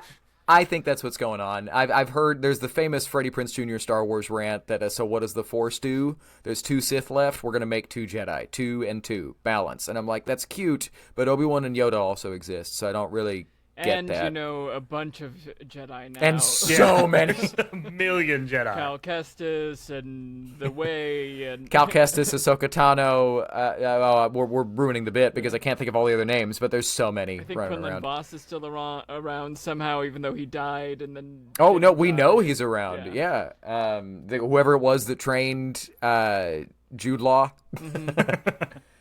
Mm-hmm. Anywho, I think very, very fun that obviously they did it in Rise of Skywalker 2, but that they brought back a version of the Tantive 4 from Star Wars Episode 4. Very, Is very that your fun. preferred pronunciation? I What like is it the when... other pronunciation? Tantive. Tantive 4. I always think say that's- Tantive 4. That's the way that I pronounced it growing up, and then I think I heard George one time call it Tantivy, and I was like, that's weird, that's cool, I'm stealing it. But I like that George, it's because he doesn't care. Like, when you ask him to say Naboo, he's like, Naboo, Naboo, Naboo, and the Googans. Like, but he also apparently would tell actors, they would be like, how do I pronounce this? He would say, however you want. And if it's different than other people, that makes the universe seem more real. Yeah, it's fine. Han, Exactly. Great line here from Palpatine. When Vader arrives, he will take care of you. I think if I was that counselor right there, I'd say, "Oh, he's gonna kill us. I'd say we need to leave." Be like, so we need to get out of here pronto, right? Like, go fuel up the ships. We gotta roll. Shout out, the pilot here is the original actor for Boba Fett. Oh my gosh. Yes. Oh my gosh. Somebody Google just him. died. Yes, he just passed. Oh gosh, I can't remember, but good call. Jeremy Bulloch. Jeremy Bulloch, and the character is named loosely after him. Nice. maybe so cool. And that he showed up in one of the canon comics. Somebody was hunting him down, somebody was trying to figure out what happened to Yoda. And they figured out that, wait, Yoda might have been on a ship with Bail. I gotta find that pilot. Cool. And he's like in an Imperial prison or something somewhere. I don't remember, but it was a really cool little thing. This weird thing happens in this movie that hadn't really happened in Star Wars before. And where they light speed places in seconds. Yeah. It's just like, I'm going to go to Mustafar, and they're there. And obviously Rise of Skywalker takes that to the nth degree.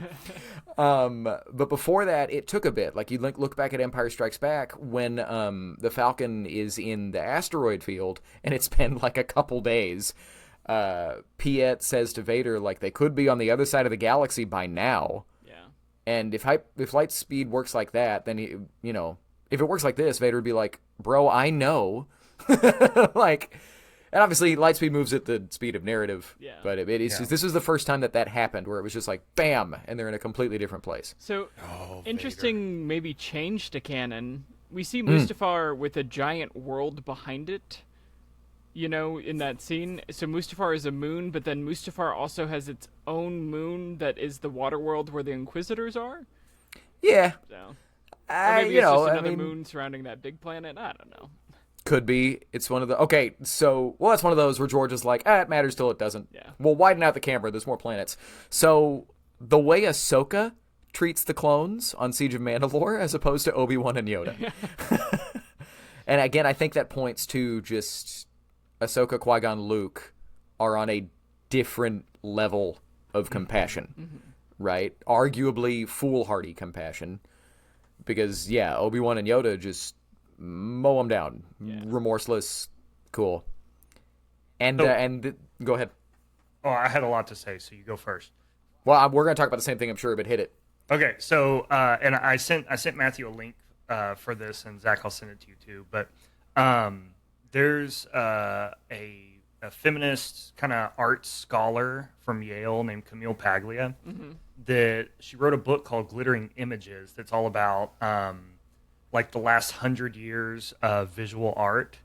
And the final chapter in there, she is almost entirely about the final act, the third act of this movie. Oh, really? Because she argues that this is the best visual, the most passionate visual art from any media that's been created in the last 30 years. Wow. She says the juxtaposition of you've got Anakin and Obi-Wan dueling in this like apocalyptic hell while the entire industrial complex is collapsing around them. And then you've got Yoda and Palpatine fighting in the seat of government, and Palpatine is literally throwing actual seats of government at Yoda. And then you have Anakin fully becoming Vader and becoming the monster that we know, juxtaposed with the birth of his kids that he's unaware of. Like all of this set together with very little dialogue and beautiful music. She said there's nothing in the last 30 years that comes anywhere close to this. Yeah. She said it's like a Puccini opera. It's definitely the most theatrical and the most operatic that this franchise that we love gets. Yeah. But this moment right here, you talk about the glow up that this movie has received. I remember everybody making fun of this line.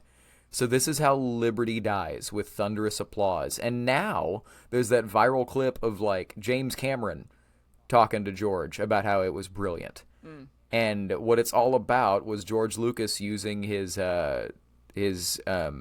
sociology studies in his early collegiate career.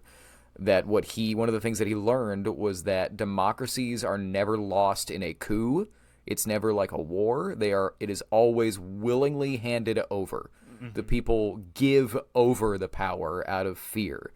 And that Palpatine has created a war, galaxy-wide, way bigger than the Civil War from the original trilogy, because that's just like some small militants fighting this overarching power. This was a galaxy-wide conflict that broke everything. Yeah.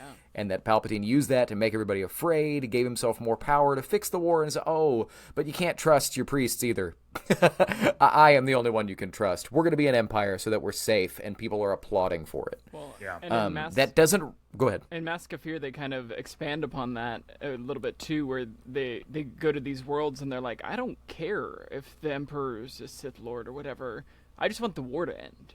Like, we've been in war for years, and my world is destroyed. I don't care. I don't care who's in charge. Yeah, I just want to eat and have somewhere safe I can sleep. Yeah, it's brutal. Yeah. We talked over it for other better, bigger, wider stuff. but the little message, the blink and you miss it throwaway line of Obi-Wan sending out the message to the galaxy of, warning surviving Jedi to stay away. Yeah. Of course, that we see that message on Rebels, one of my shameless favorite Star Wars moments ever. It's the overdone meme. This is cinema. I love that moment.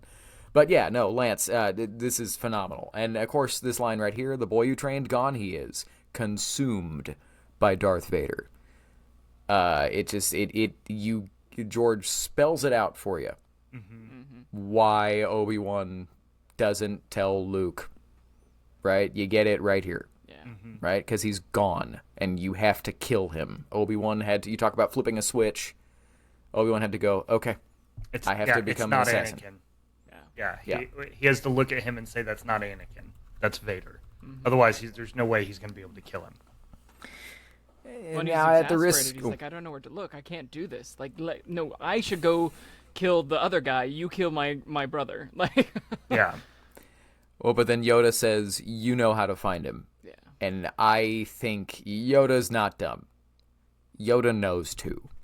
Right? I wonder how many Jedi knew and just weren't going to do anything about it.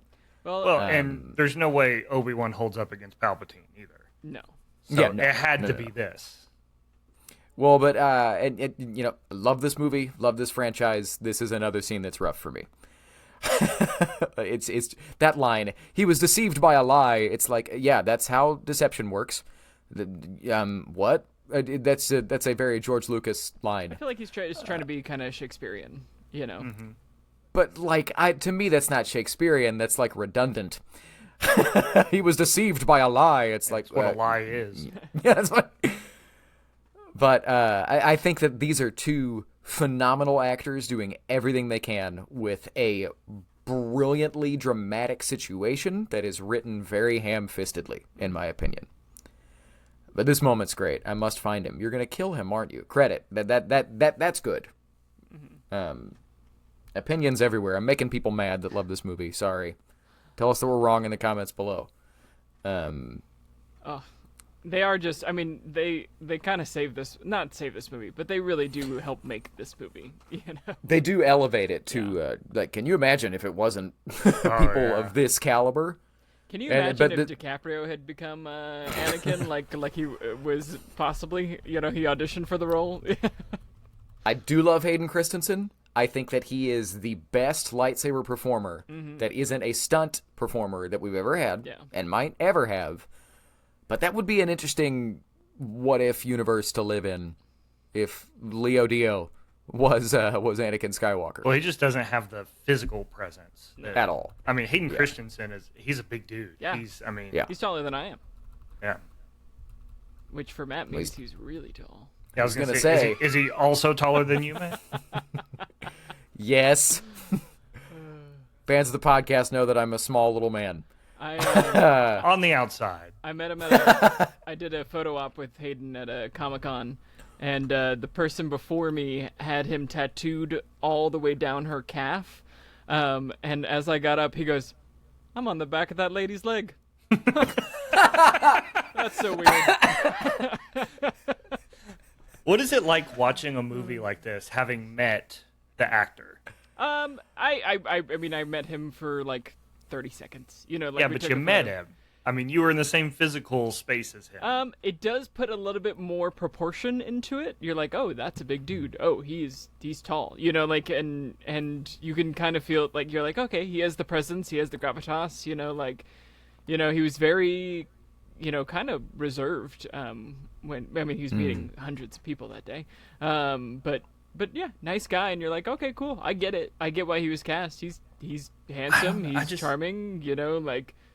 And the nature of that Hayden Christensen filmed this movie, did a bunch of other stuff, and then met you.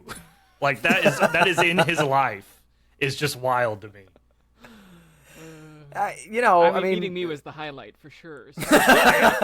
It happened. I mean, that's part of his story. That's part of his life. That's crazy to me. I do love this kind of throwaway moment of just like, tell all the droids to shut down. They're done. Yeah. That at any moment, Palpatine could have just ended the war. He was just waiting for the right time. Yeah. Makes me wonder what would have happened had Mace Windu killed Palpatine. With what we know about canon and Operation Cinder, I'm not of the belief that the Republic and the Separatist Alliance would have just gotten destroyed by their own armies. There would have been a different war triggered by a different order triggered by a different lackey. And he was like, cool, I'm not around, I'm going to burn everything down. Yeah. And then my clone will come back in 40 years. Yeah, once they figure that out. They'll get the technology eventually. I'm going to wait in my frozen cryo tube. Why do you guys think that Sith love hoods? They're Shrouded in darkness. They're on a planet that's literally melting, and he's like wearing a cape and a hood. Like, yes, of course, my lord. Like. I want him in like full beach wear. Yeah, right. A loud shirt and khakis. Have you guys ever seen the Jimmy Fallon skit about this? Yes. Yeah. He's like, we're gonna put a little tiki cabana down by the lava river for the baby. It'll be great. This is I know that I'm trashing some of the more dramatic moments in this movie. I do think they do this well. It's cranked up to like 75 on a scale of 1 to 10. But they're giving it everything they have. You want to talk about turned off, gone, a different person? Just look at Hayden. He looks different. Yeah. Yeah. Obi-Wan's Peter Pan pose up here always makes me laugh. When they turn around and he's like... I think that's when... He's just like framed in that doorway. It was a weird decision. I love it. I will say that's something I love. I think the scene, it's such a cool reveal. Yeah. She didn't know he was there and everything else. And then Anakin is so... Do we think it's just that he's just not in his right mind? Yeah. That he immediately assumes jealousy. Mm-hmm. Well, and because look at you if he was hanging around with your wife, would you think that? Would you be worried? Hello there. Yeah. I mean, I don't know, but I wouldn't immediately just wait. He was also in the car. You're cheating on me. Well, and they're about the same age difference, but the reverse way. Yeah. I guess that's true. But I also think it's like I guess it could also be why aren't you appreciative of what I've done? Like, you have no idea how many people I just murdered for you. I gave away everything that I am for you. And you're just looking for reasons to be upset. She is eating the scenery, though, man. She is acting her butt off here. Have you seen the, oh my gosh, the Seth Green podcast thing where it's animation actors redoing lines from movies? Yeah. It's Seth Green's Chris from Family Guy doing these lines is the funniest thing I might have ever seen in my life. You turned her against me. I can't do the voice, but it's so funny. Yeah. Yeah, there you go. There's the Peter Pan pose.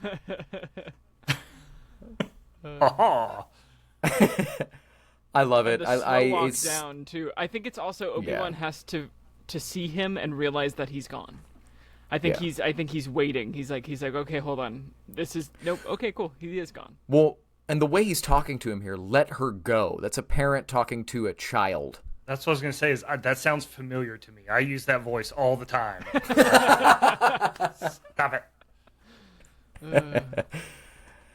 It's funny, and you revert to who you were, right? This is a parent trying to make sense of a child that has gone the wrong way. Yeah. The way Hayden's like stalking him there with his shoulders and stuff, like a caged animal. Mm-hmm. Yeah. This dialogue here, very good for George. Mm-hmm. Your new empire. I think I have this entire speech memorized from how many times I've watched this. I always think it's interesting that obviously they're countering each other, they're checking their distance, but Anakin lets Obi-Wan walk over to Padme. Yeah. I think in this moment of pure rage, he's not thinking. He's like, I don't even care about her. I don't even care. It's his way of like defending himself from how I think he knows that he lost her and he screwed up, but he's not going to allow himself to admit that she's why he did all of this. Interesting, another who shot first moment here. Ewan clearly plays saber activation, clearly in a moment. Only a Sith deals in absolutes, which is, of course, in of itself an absolute. But I will do what I must. And he clearly just thought he was igniting his lightsaber, and then George went back and changed it and was like, no, he would do it later. He still ignites it first. He still ignites it first, but it's just, I think he wanted it to be much closer. Yeah. And then, of course, his best lightsaber duel of all time. This is, yeah. I mean, so everybody always says Duel of the Fates. This is it. Yeah. Just the passion and they're both heartbroken fighting each other. Sorry, I have to talk about that moment. I remember when he walked in, I had the smallest moment of, oh my God, is he going to fight the Red Guards? Are we going to see the Red Guards use it? Oh, okay. All right, that's fine. Whatever. Just one hand motion and bam, done. Moved on. And Masamida's eyes going back and forth like, what are we doing here, boss? He's like, I can't be here, I don't think. Like, I'm pretty sure that I'm going to get wrecked if I stay. Can I leave? Also, just seeing Yoda's power here. Like, it's the first time that we see Yoda. I mean, not the first time. We do see him go off against Dooku, but, like, this is another, like, Force level of power, you know? It really is impressive that Ewan and Hayden were moving their sabers this quickly. I mean, they rehearsed for 8 hours a day for months. Yeah. Yeah. But that is crazy. And there's so much more of this fight that didn't make it. Mm-hmm. Like you look at behind the scenes stuff and there's moments of choreo you're like, what is that? That was never in the movie. Well, and a lot of people will crap on the new stuff, but it is worth mentioning that in these movies, they were literally just using kind of like a metal rod, and then they CG'd over it. The new stuff, they're using actual light stuff. And in the behind the scenes, they talk about how many like lightsabers they broke during this fight, and like they would hit it, it would just break. So they're going pretty full out. And so I think that's something that the newer stuff, the lighting's really great because it produces light from the saber, but like you lose some of the speed and some of the ability to kind of really whip it. This bit, Palpatine goes, heels over, head over heels. Yeah, is not. There's no respect in that. Yeah. Such a great fight. I do like that. Obviously, we saw Palpatine lose his saber against Windu earlier. So now, when he's got another one, they were like, "Oh, okay. When he fights on Clone Wars, he'll have two." Yeah. Or he could have just gone and had somebody pick it up. Well, and it's like Yoda has to do the little twirl before he ignites it, and then Palpatine has to like shoot it out from his sleeve again. Yeah, how does that work clothing-wise? How does it come out of his sleeve? It's like Assassin's Creed. Yeah, right? He's got a little thing. Worth bringing up. A lot of people don't like it. I love the evil Palpatine laughter throughout this fight. It's what we've talked about. It's the best day of his life. He's giddy. He's like a little school kid that this is happening. Yeah. This is all he's ever wanted. Yeah. He's finally able to be himself. He's finally gotten to murder so many Jedi, albeit secondhand. He's finally getting to try and kill Yoda. This way that Hayden doesn't even care. Yeah. Anakin doesn't care. Like I think there's a moment of almost like maybe I'll just let Obi-Wan get rid of me here. Speaking of things on the cutting room floor, if you go back and watch that again, Obi-Wan has Anakin's lightsaber in his hand because a scene was cut where they switched. But man, what a great visual. Yeah, them fighting like Lance was talking about, fighting for democracy in the seat of government. Yeah. It's beautiful. It's so the semiotics are. This is one of my favorite moments here. Where they're just twirling? But in my mind, it's them like, okay, I'm going to move there. No, he's going to move there. No, like he's like, it's a mental game there. I love this bit of the forced fighting. It's the first time we ever saw that. Yeah. We used to do it as a kid. You'd be like, what if I threw the force at you? And you're like, no, I'm going to throw the force back. I guess that's true. But yeah, everybody always made fun of that moment where they're twirling lightsabers at each other. But then I think that's a sword fighting thing. Yeah, where they're trying to get their weapons to a certain point, right? It's called feinting. So you're like, I'm gonna feint here and then move there. But then the other person is kind of doing the same thing. So it does happen sometimes where you're like, okay, cool, it's mental chess. You're like, oh no, you're not going to go that way. I need to defend, but I also need to go. And so that's just the version of it that's force. Here's Good Palpatine throwing seats of government. It's a good thing Yoda's a frog species. That comes in really handy here. I like that he keeps trying to take out his saber and then eventually has to realize, okay, that's not going to do it. Yeah. We are force fighting now. It's time for force foo. I do love that in that last shot of Anakin and Obi-Wan, we get the mic drop of Duel of the Fates. Mm-hmm. Yeah. Right? And it's very much like, oh, right, we're going back to the beginning of this trilogy. Yeah. Why did he need to spin that? What? It makes That it was a go lot of faster. effort. Probably because it looks cool. That's what I get. What worth talking about here, I brought up deleted scenes several times. There was an animatic of this moment that I hesitate to say I like it better than what we got, but I like it better than what we got. Because here they kind of stalemate, and Yoda maybe cracks a hip and decides to run. Right? Yeah. What happened apparently in the original version of the scene, and you can see the animatics for it on the Blu-ray and stuff, or on something, I don't remember. Yoda is winning this fight. But then what happens is somebody sounds the alarm and clone troopers swarm the Senate. And there's way more than he can fight off. And then that's also why he goes into hiding. He's the whole galaxy is on his side. Yeah. I can't do it myself. I got to get out of here. Yeah, because he runs I here think and that fits more. He was winning, and then he just sees this moment. He's like, "Oh, I've lost," Yeah. The other side of it is he's almost 800 years old or 900 years old, whatever it is. And so, I mean, I can't imagine taking a fall like that at 36 years old. but I think that you could have had the moment of just hundreds of clone troopers swarming in. Yeah. I think Yoda is relatively the same age as Palpatine, though. Because Palpatine's a human old man, and Yoda's Yoda species old man. Yeah. I'll say it here. Lance, you and I have talked about this before. One of our one-off text message conversations in Years of Being Nerds. That what if Yoda's species is called the Jedi? Mm-hmm. Oh, cool.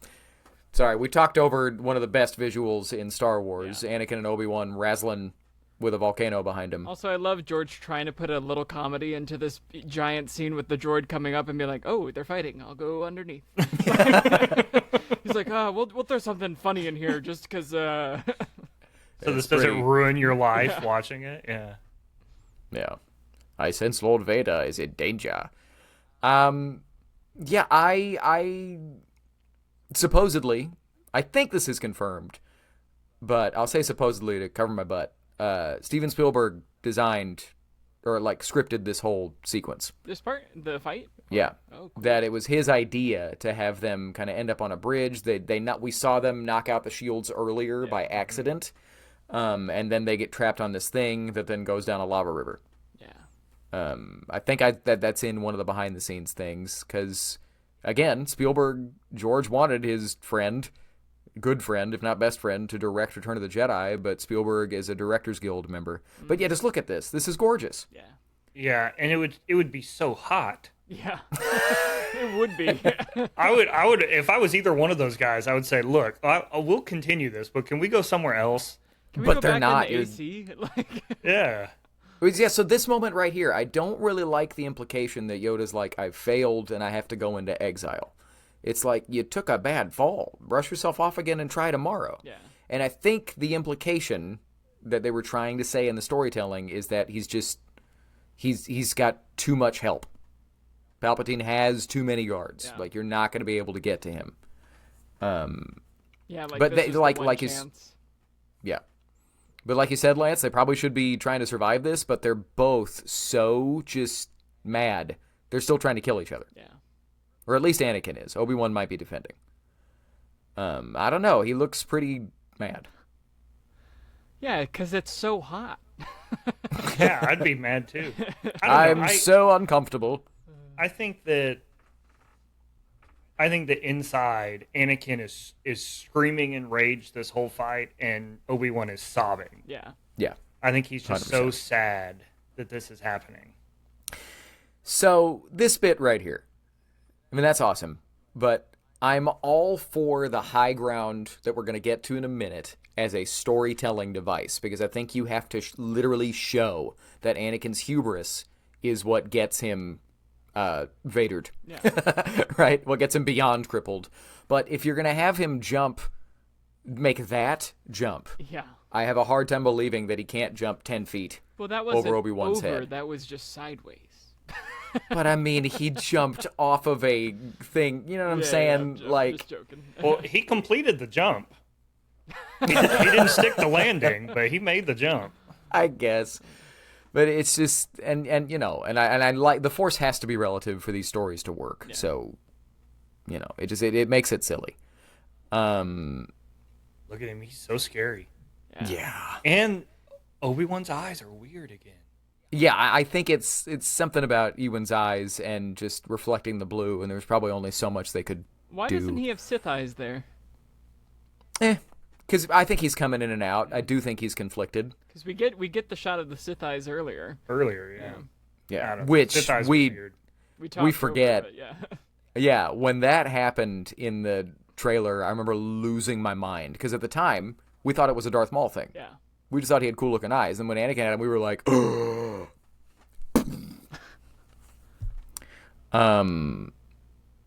Anakin's declaration that this is the end for you. Yeah. I'm going to finish it.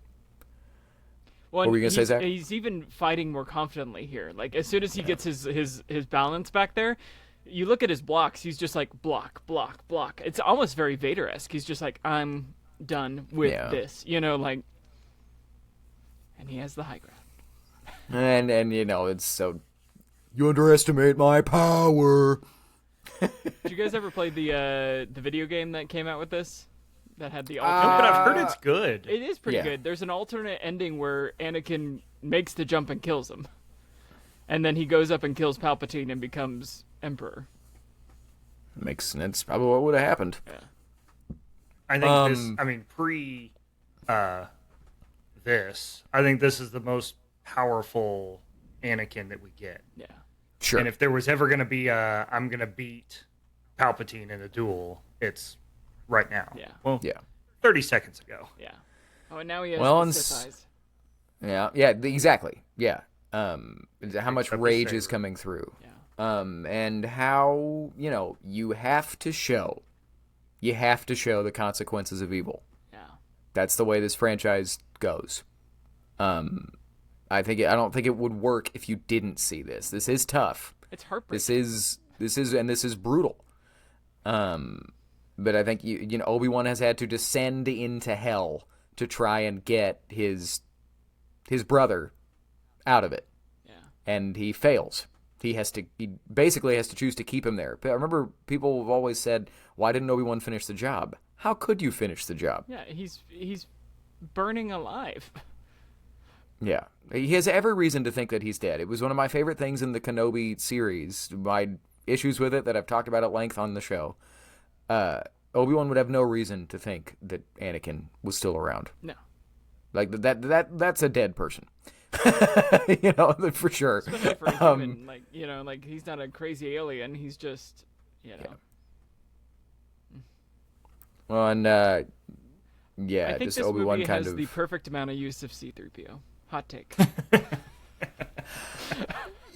So, hotter take, to bring up something else, I think the best C-3PO that we get in Star Wars is The Rise of Skywalker. No, I hate that moment. Oh, and he's like, you probably don't recognize me. I have a red arm now. I have a red arm. Well, that's Force Awakens. Oh, but no, Rise of Skywalker, yes. when he looks at everybody and they're like, what are you doing, 3PO? Taking one last look at my friends. And I think he's got the best comedy that he ever gets in that movie. But let's talk about what's happening here. Sorry. So just, no, it's all good. It's all good. But just, I did it. But just all over Obi-Wan's face, the sadness and Padme asking about Anakin. Yeah. The dialogue doesn't have to be Shakespearean to be powerful. Mm-hmm. Especially when you have John Williams. They did so good at making Ewan McGregor look like Alec Guinness in this movie. Yes. His beard is so great. Yeah, that's a beard we all strive for, Yeah. Well, the goatee is very long and everything else. Well, the mustache is so big, And in Clone Wars, they make it so big. Okay, so in a moment, Palpatine comes over to Vader's side. He's surprised that he's still alive, and then he kind of touches him with his hand. Do we think Palpatine is healing him a little bit here? Oh. Well, and that's the theory, right? Did Palpatine manipulate the midichlorians that kills Padme at the same time it heals Anakin? I don't think so. I've never bought that, but now I will say here in a second when Padme dies inexplicably, one of those, pick one. That it's the life force of the twins inside of her that's keeping her alive. And once they're born, she doesn't have enough life force to keep going, and that's why she dies for no reason. Yeah. I think she would have died earlier if she wasn't pregnant with Luke and Leia.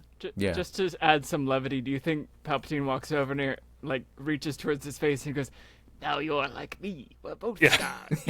I think it's because he does recoil his hand a little bit. Yeah. I think there's a moment of him going, "Dang it! I waited 1,000 years, and this is what I got. Yeah. This is who's running the galaxy with me." Well, because if that doesn't happen, right? So everybody knows Anakin; he's a war hero. So Palpatine gets to market Anakin as like, look at our war hero. He also knows that the Jedi are terrible. He also knows that I'm wonderful. And he gets to parade him around as this big military leader. Now he has to be secret Darth Vader that nobody really knows about. He's the boogeyman. Comes from nowhere. Yeah. Yeah. That's a really good point. They have to pretend like Anakin died. Yeah. Worth talking about. That moment there of Yoda kind of meditating and it's just music, that was going to be a Liam Neeson cameo. Oh, cool. And that was going to be the moment where that we eventually got in Clone Wars of Qui-Gon telling him, like, you can become a shadowy blue guy and live forever. It will all work out. It will be okay. Obviously, I love the story that we got on Clone Wars much more. But here you go. They are surprised that there are twins. Right? That is news. I don't think it's that the technology of Star Wars is so 80s or whatever that they couldn't tell.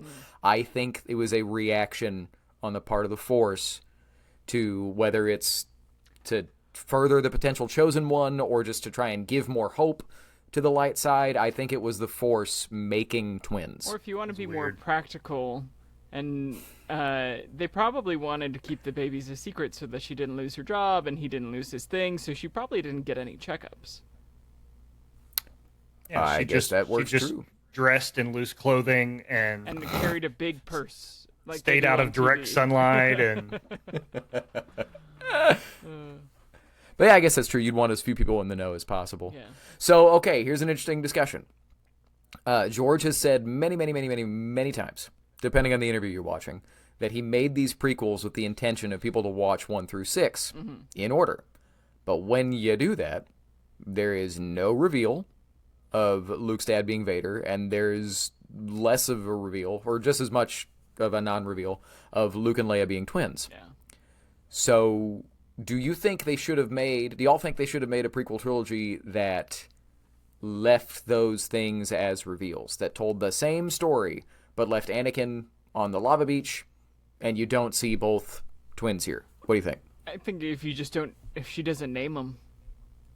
It's like, where are those names coming from, first of all? And then, well, she had to know she was having twins. She names both of them in like 2 seconds. Oh, yeah, no, I'm sure she found out. She might have not known if it was a boy or a girl, yeah. So she might have had a boy name and a girl name. That's true.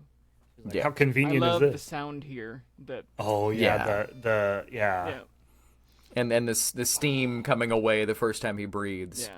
Yeah. This is cinema. But it really is. It is. It actually, all jokes aside, it actually is. But yeah, right here. Just her last words are about is just trying to convince Obi-Wan that there's still good in Anakin. Yeah. Oh, it's heartbreaking. It's just awful. awful. You want to cry. What's the comic where Vader does the no and it like crushes all the room around him. I think that's it's either Charles Soule or the one right before he did that. Well, so he crushes the room like here in a minute, right? But the one that starts with no, and it's not the yell; it's the moment immediately after where he says no, and then he throws Palpatine up against the wall. That's Charles Soule Vader comic. Hard recommend if you're new to the podcast. We talk about it a lot. Straight down the barrel. That was scary. I wasn't ready for that. Obviously, this is Hayden Christensen in the suit.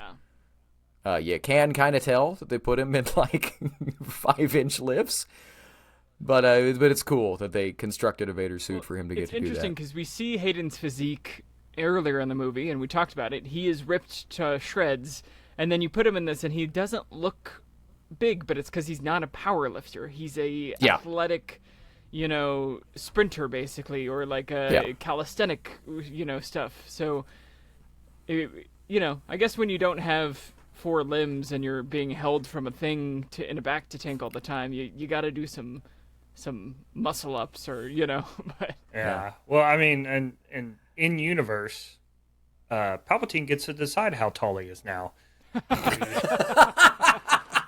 I mean, true. He has no legs. Yeah, like Lieutenant Dan. How do you all feel about the no getting back into being reused in Return of the Jedi? I hadn't thought about that. Because they put it in at the end when he lifts up Palpatine. It's an alternate take from filming or recording James Earl Jones for that scene. They've said that. I feel both ways about it. I liked it just fine before, but I also think there's the kind of overly art house version of interpreting it where that no was the last time that he was Anakin Skywalker. And he doesn't become Anakin again until he says no and comes back. So, it's not subtle, but neither is a franchise about space wizards and frogmen. Yeah. I love this moment where he's like, they might have cut the cameo, but I have training for you, an old bastard. And he goes, Qui-Gon. I remember as a kid being like, what? What do you mean? His Jedi robes are still singed all over from the lava. Yeah. Burnt. I am happy with the Clone Wars story that we got. But I do kind of wish a version of that Qui-Gon scene was here because it's why they do everything that they do. Yeah. It's why they go into hiding. It's why they look after the kids. And I mean, we're getting it now in extended storytelling and stuff. But just for Yoda to be like, until the time is right, we're going to disappear. Yeah. So here you go. Here is the last spoken line of George Lucas live-action Star Wars. And it's C-3PO. What? Or just, oh, no. I'm pretty sure that was the last day of filming or one of the last days because there was a behind-the-scenes moment of Anthony Daniels and C-3PO going, Anthony Daniels and George Lucas saying, it's been a long time since like 1976, but here we are again. This is such back on the Tantive 4. Beautiful moment, and I love what they did with the Ahsoka scene that they added into this. And Tales of the Jedi, and Tales of the Jedi, and Bale sees her, and it's so heartbreaking. Yeah, and it does make me feel bad, the Jar Jar Binks of it all, that he is reduced to, he's in 2 scenes in the background. Obviously, he's a little over the top, but now people love Jar Jar. The way these things grow up and glow up is wild. Yeah. This has been criticized a lot, that it takes 20 years for the Death Star to work. I think that's fine because I think that shows how difficult it is to get one of these things to work. It then calls into question the fleet of Death Stars in Rise of Skywalker. Well, it's like computer to iPhone, like that takes about 20, 30 years, Technology development is, it's not an inverse relationship. Yeah. It's fair. Exponential. So, obviously, we are muted here on the Force of Others podcast. We're not listening to the movie, but if you are, it's worth bringing up that George told John Williams he didn't want him to use any of the cues from the original trilogy, like as few as possible, all new music, So then in these last moments, we get one of the best versions of Princess Leia's theme. Yeah. And then in a minute on Tatooine, we get, I don't even care, the best version of the Force theme. Yeah. Force theme, a.k.a. Binary Sunset, Luke Skywalker's theme, whatever you want to call it, depending on the era that you're talking about. And just, it's George being aware that John Williams is the right person to bridge the prequels and the originals. One of the things that Camille Paglia talked about please. In her article was how powerful it was to take these powerful leaders that were men and have them be the caretakers of these babies. That Jimmy Smits takes Leia and gives Leia to his wife, and then you have Obi-Wan take Luke and give Luke to Beru. Yeah. Oh, this And scene you get is to so see kind of beautiful. the softness and the caring of these warrior men. Yeah, man. Well, and I've talked about it to death on the show, but you just had easily the darkest Star Wars movie, and it ends with unashamed hope. Yeah. Right? You bring back that moment from Luke Skywalker's childhood or adolescence of almost despair, sadness that he's not where he wants to be, and then you flip that moment right around that we're going to get there, and it's all going to work out. So, hey, y'all, we did it. Yeah, and we started with 3. Yeah. Well, Well, started you with know, the holiday special, technically. Yeah, that's true. So our commentary tracks moving forward will be a little more like this. We'll mute the movie. We've seen it 1,000 times, and we'll talk about it to death. But well, real quick while the credits roll, and it's the first time we've watched this on the podcast. Longtime podcast listeners know that Lance and I saw this movie for the first time in midnight 2005. Zach, do you remember seeing this movie for the first time? I do, and I'm really excited to see it next week because I have not seen it in the theaters since. So the re-release I'm really excited about. Cool. I think my mom took me out of school for it. I think I skipped school and we went and saw it in the theaters at like a matinee, and we were like the only ones in the theater. Cool mom. If I remember, yeah, my mom's cool. I think that's my memory of it. I know it was in Houston in Tinseltown in the theater, it was called Tinseltown Theater. But yeah, I just remember. I wasn't quite old enough to go to the midnight release. And I didn't have a bunch of friends that were going to the midnight release because we were still in, I think we would have been in middle school. So it was just like, yeah, like I saw it the first time that I could. I'm pretty sure my mom took me out of school, and I was like, this is the best Star Wars I've ever seen in my entire life. Like, I remember walking out of that movie being like, that was the best movie ever, like 100%. And Lance and I were talking about it before the show. This is this is my second favorite Star Wars film. But probably the one I rewatched the most. Yeah. Yeah. Well, and I talk about it to death, but I've encountered a lot of prequel hate in the early 2000s, but even this one, for the most part, you'd have people that are just looking for stuff not to like, but this one at the time was way more positively thought of. And I remember pitching it to people at high school, and they'd be like, that all happens in one movie? And I was like, yeah, you should watch it. It's so cool. Yeah, man. And again, at the time, that was the end of Star Wars. Yeah. Who'd have thought that we'd be where we are now 20 years later with, 5 other movies have come out and so many TV shows and all kinds of other stuff. This franchise isn't going anywhere anytime soon. Mm-hmm. Well, and who knows? It's weird to think if we didn't get episode 1 and episode 2, we lose a little bit, but 90% of what we need for the prequels is in this one movie. Yeah.